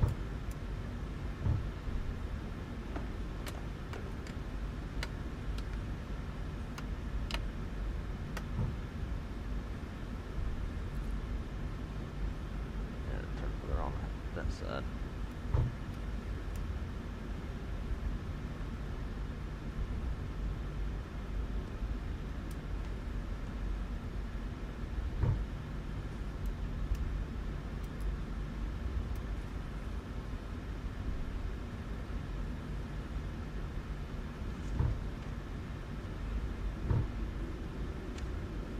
Alright, after landing, in-start switches are off, flaps, retract speed breakdown, radar's off after landing sequence. Damn, I didn't make any radio calls in this fucking place. Kinda forgot I was on that sim. Whoopsies.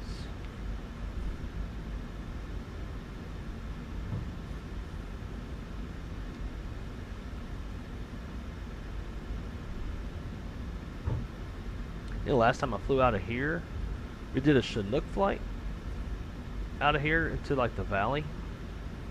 That was a lot of fun. The Chinook that's out there for Microsoft is a lot of fun. Probably not the most realistic thing in the world, but it's a lot of fun. And then I think we flew some ERJs in and out of here at one point too.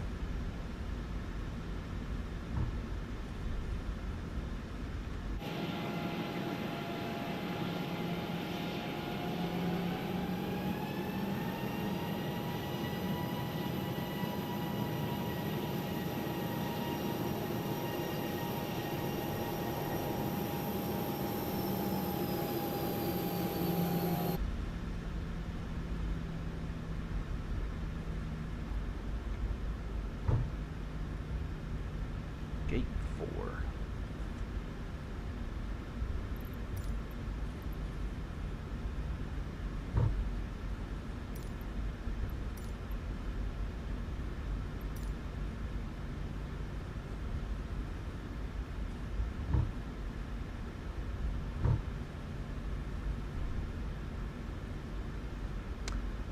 I use the Flight Sim PM 737 throttle.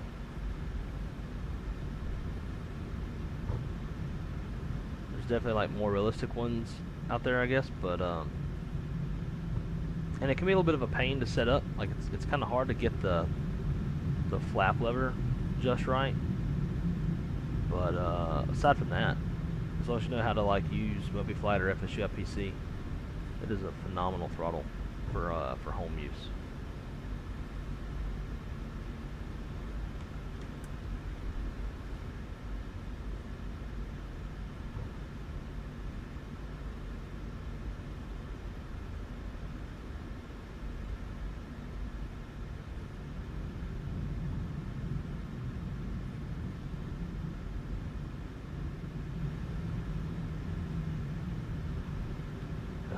Alright, when we park, we're turning those damn numbers off.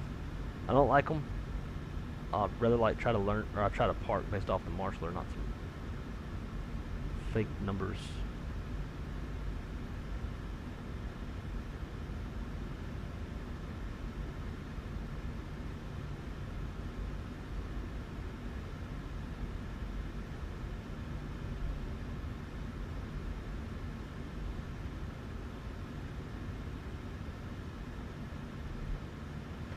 Alright. Brake set. Bark, bark.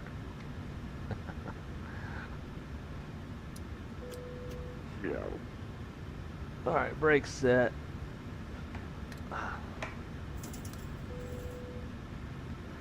And up, shut them down.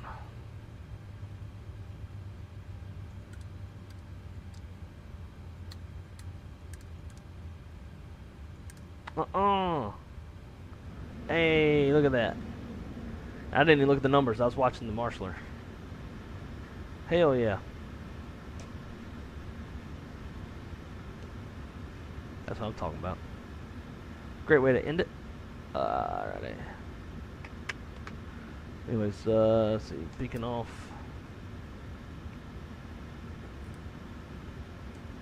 Flight directors off. 1, 2, 3. Zero that out.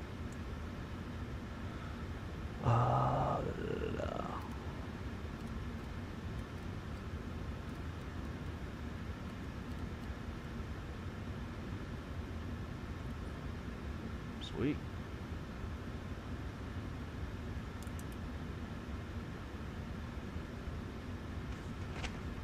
Alright, shutdown checklist. Park and brake is set.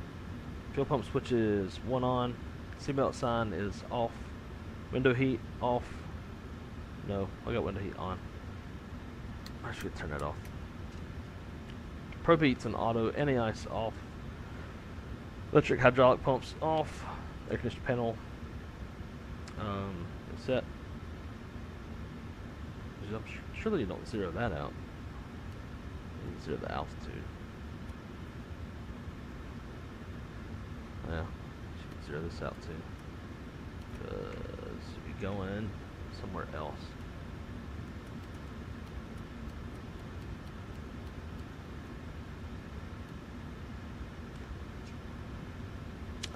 Anti-collision lights off, engine start levers are cut off, transponder is in standby. Shutdown checklist complete. Well, ladies and gentlemen, there you go. That was, felt pretty good. Like I remembered most stuff. I didn't know about the turn off lights, so that's a good note. Turn my lights off at 18,000 feet. I think I even have it written on here. No, I don't. But I am going to write it. Next to climb on my right. Lights. So I don't miss them again. I want to talk about a go-around real quick.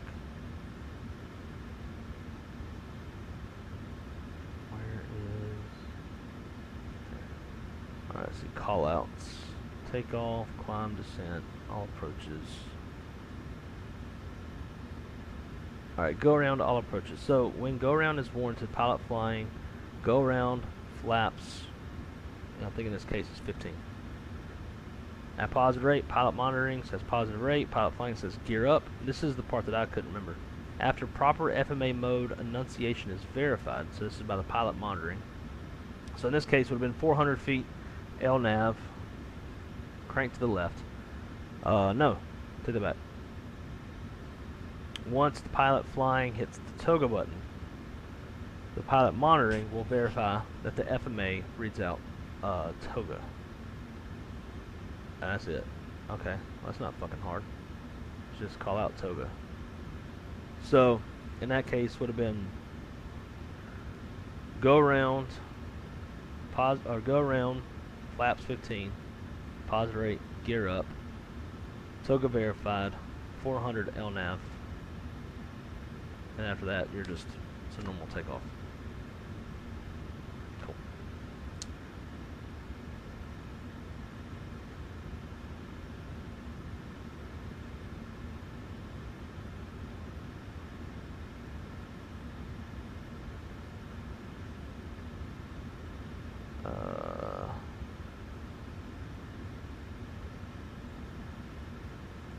I gotta find my limitations. AJ, no, it's not. It is. I don't actually know who makes it, but it is not default.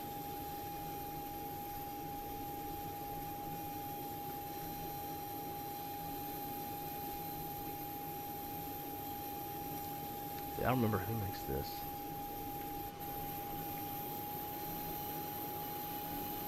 I don't think the interior is modeled.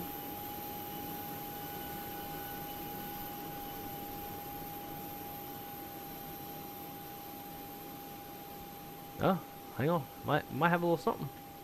Just can't see it from the outside. Yeah, look at this. We got a little something up here. Shoot.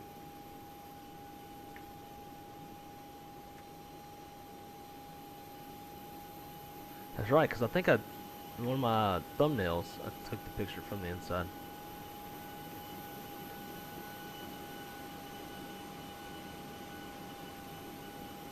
Disconnect from VATSIM. For the replay, so let's go to time.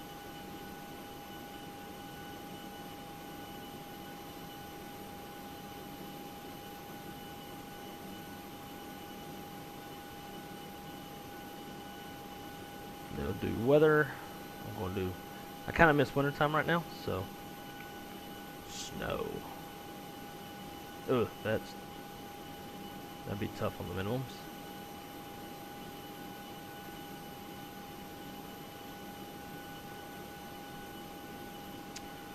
And let's see, replay.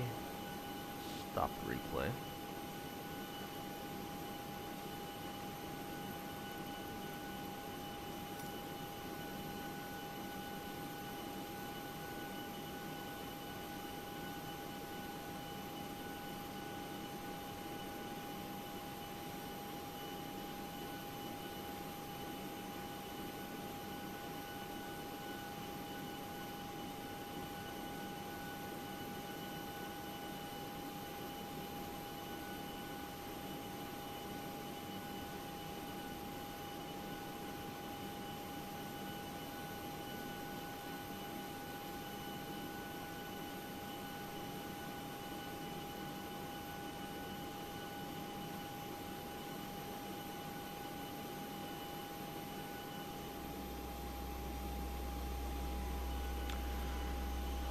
Sometimes glad the numbers are there because I occasionally get two marshalers and don't know which one to watch. Yeah. That's good thinking.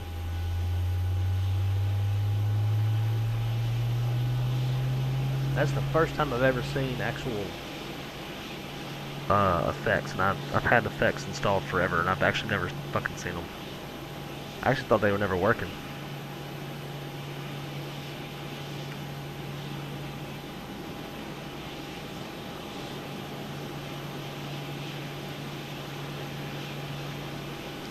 Whatever.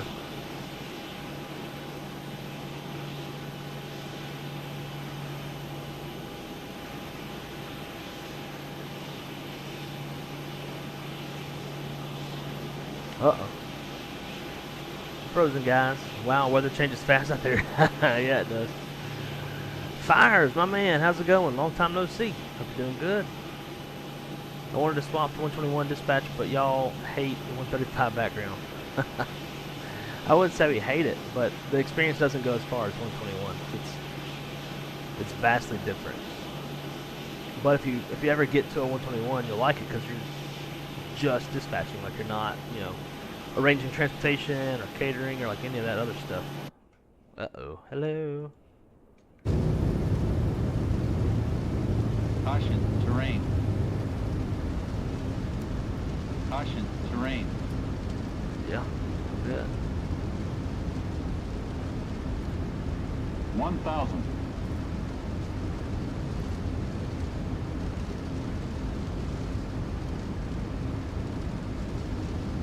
Damn, could you imagine shooting this approach in these conditions? Yeesh.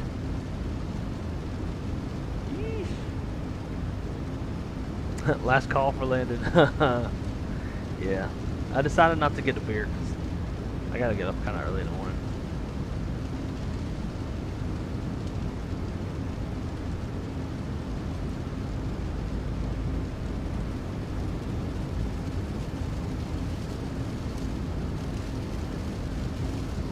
I am so ready for wintertime.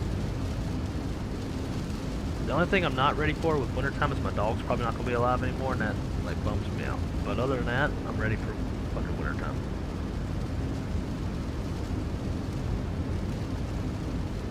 Approaching 2-5. Too fast! Too fast! I hate this heifer. Bitch, you don't know what my VREF is. Shut up.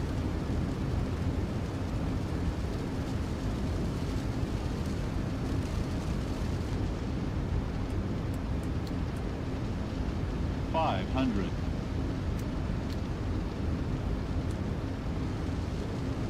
$400.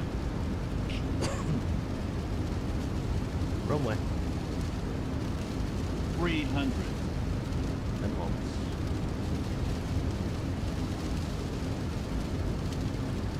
200. 100. Damn. Fucking lose the runway over the runway. 50. 40. 30. 20. 10.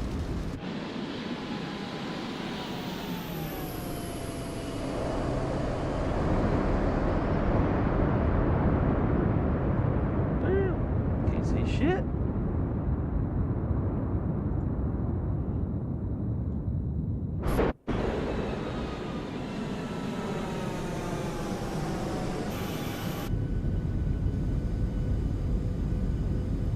Oh. Hey, look. Effects. This is the first time I've ever seen effects. Wow. That's cool.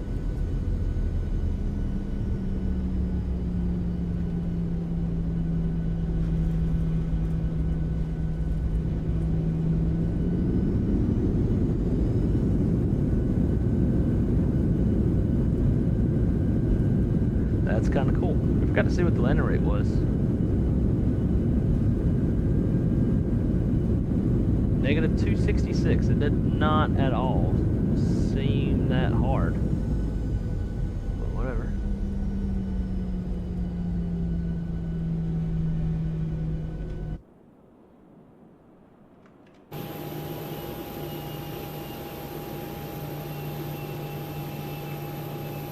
Yeah, I got the little snow trailing off the wheels and stuff. Delta Airlines. Appreciate it. Thank you very much. Repping that Sky team.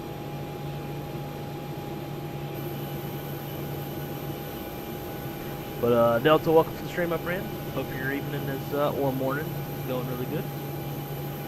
We did not actually land in this weather, so the weather was very much IMC or VMC VFR. I just thought it would look kind of cool, you know. We're up in the mountains. It'd be kind of neat to do some winter type flying.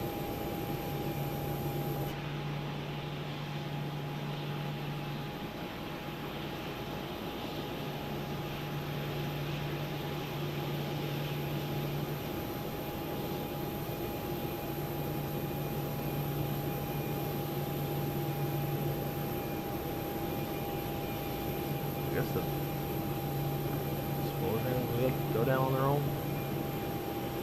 Alright, let's run back to live weather.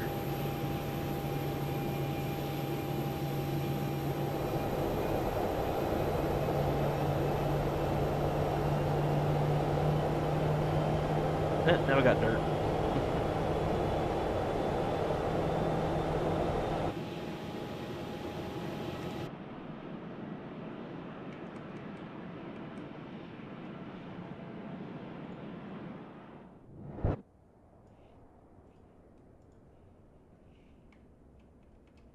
Get rid of my ugly mug and let y'all enjoy the views.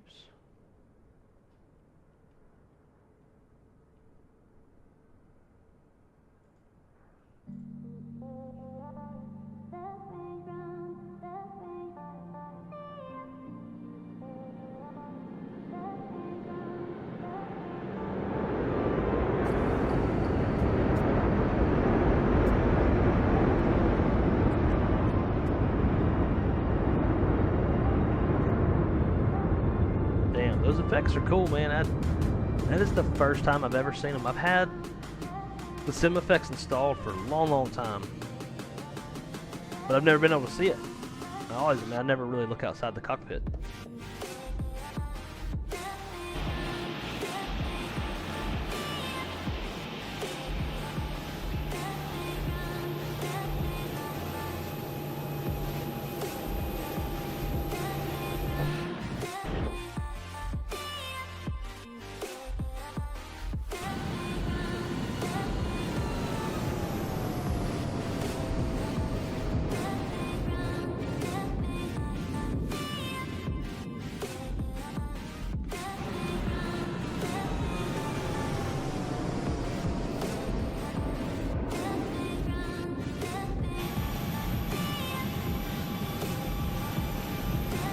God, man, Chase Plane just makes this sim look phenomenal.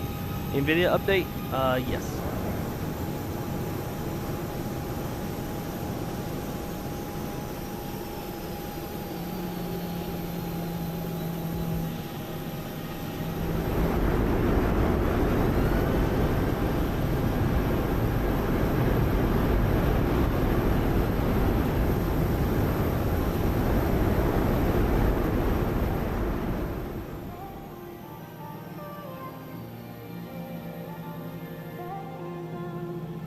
That center line, though.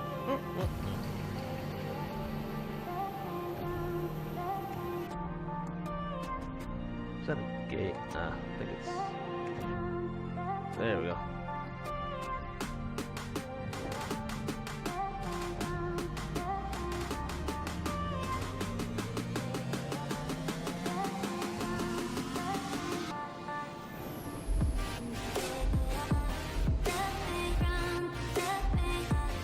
Yeah, we definitely hit it a little hard.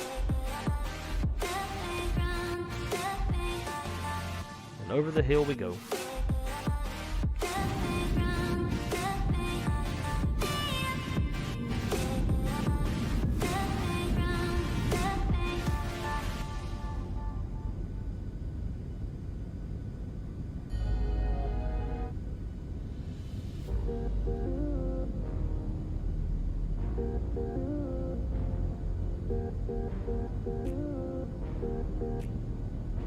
Well, guys, I hope y'all enjoyed this little quick little stream, fun little flight. No matter how much I do this, I will not be ready for the next flight that I have. It's just trying to understand the accents is going to be tough. But most of the flying in Foreflight is not in the United States, so gotta get used to all the different accents, and all the different phraseologies.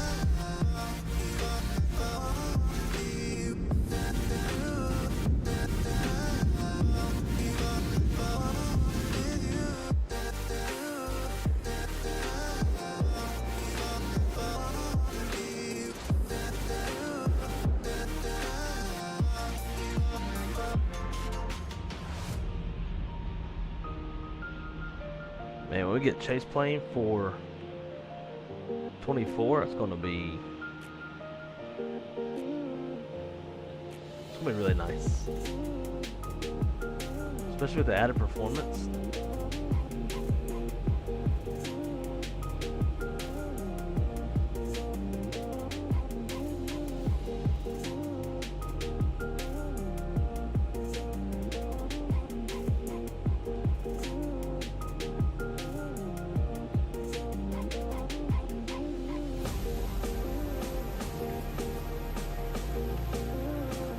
We're gonna get a little parking cam and then we'll call it a night. Once I tell this thing to go fast. Pow.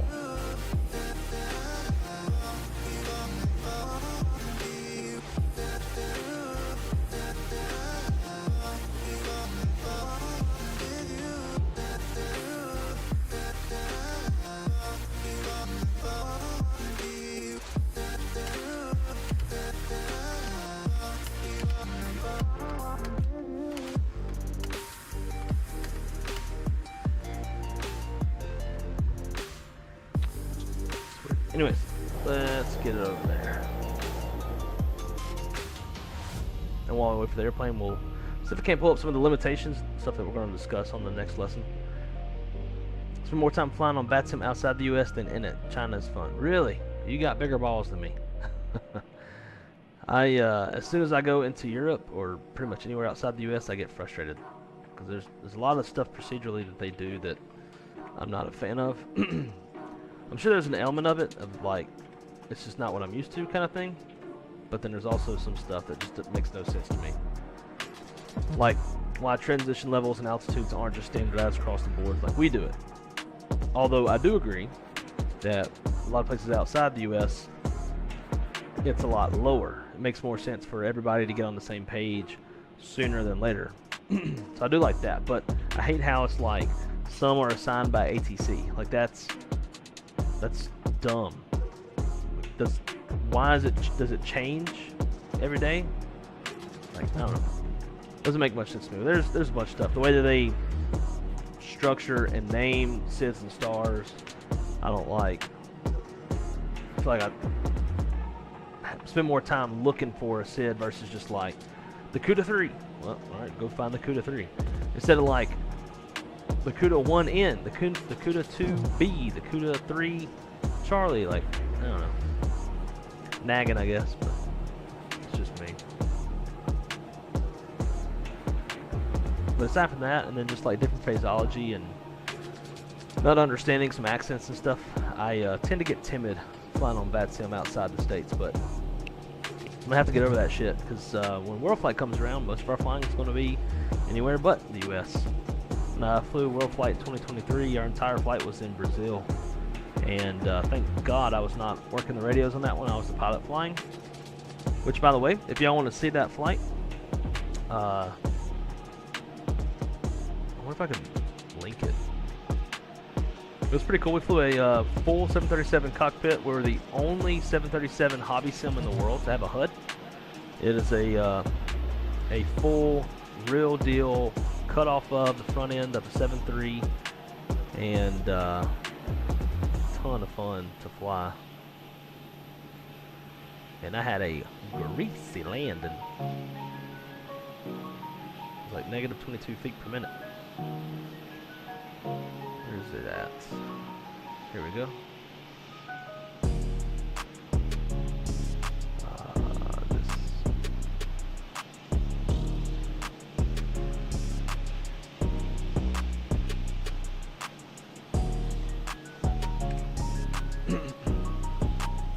SIDSTAR are very runway specific, yeah.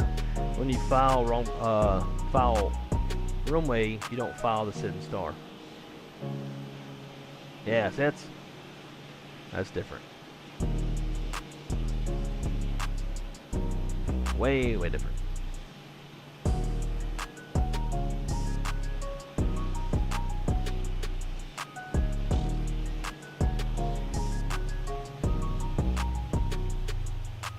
So here's the funny part. When I do the replay, they never dance the second time. It's like it's only perfect in real time versus replay.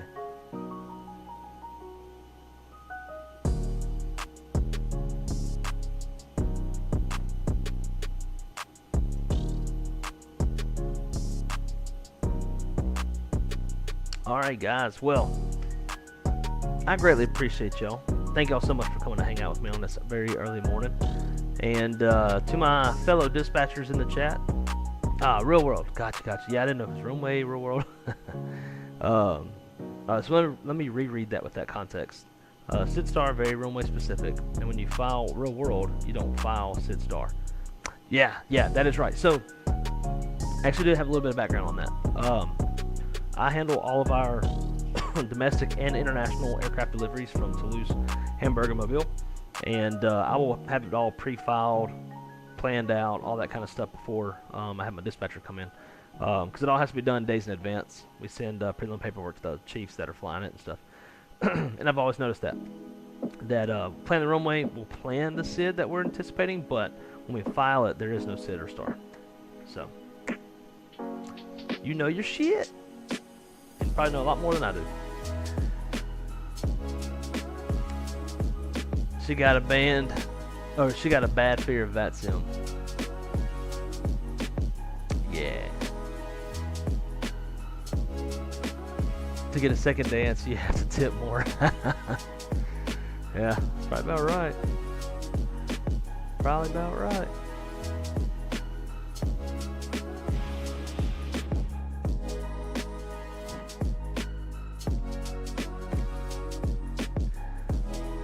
Well, alrighty, ladies and gentlemen, I am going to call it a night.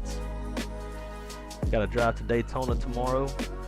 Go visit the fiance's parents. I don't even know why we're going out there. We do have to go pick up my wedding band.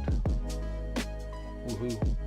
Well, now I don't know why we're going out there. But anyways, said it once, I'll say it again. Greatly appreciate everyone coming in to hang out on this very late/early stream, and hope y'all enjoyed it. If you haven't subscribed, please smash the subscribe button and turn on the notification bell if this is the kind of content you like and you enjoy hanging out and shooting the shit. Good luck finding other streamers that will cuss as much as I am, or as much as I do. I know a couple, but not many. Yeah, just chill around here. But anyways, hope y'all have a great night. And until next time, as always, guys, be good or be good at it. Keep it on the wrong side. And I will see y'all next time. Those distant reverse sounds. Nice.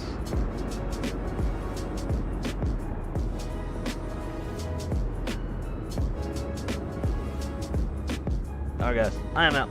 Sleep well. See y'all later.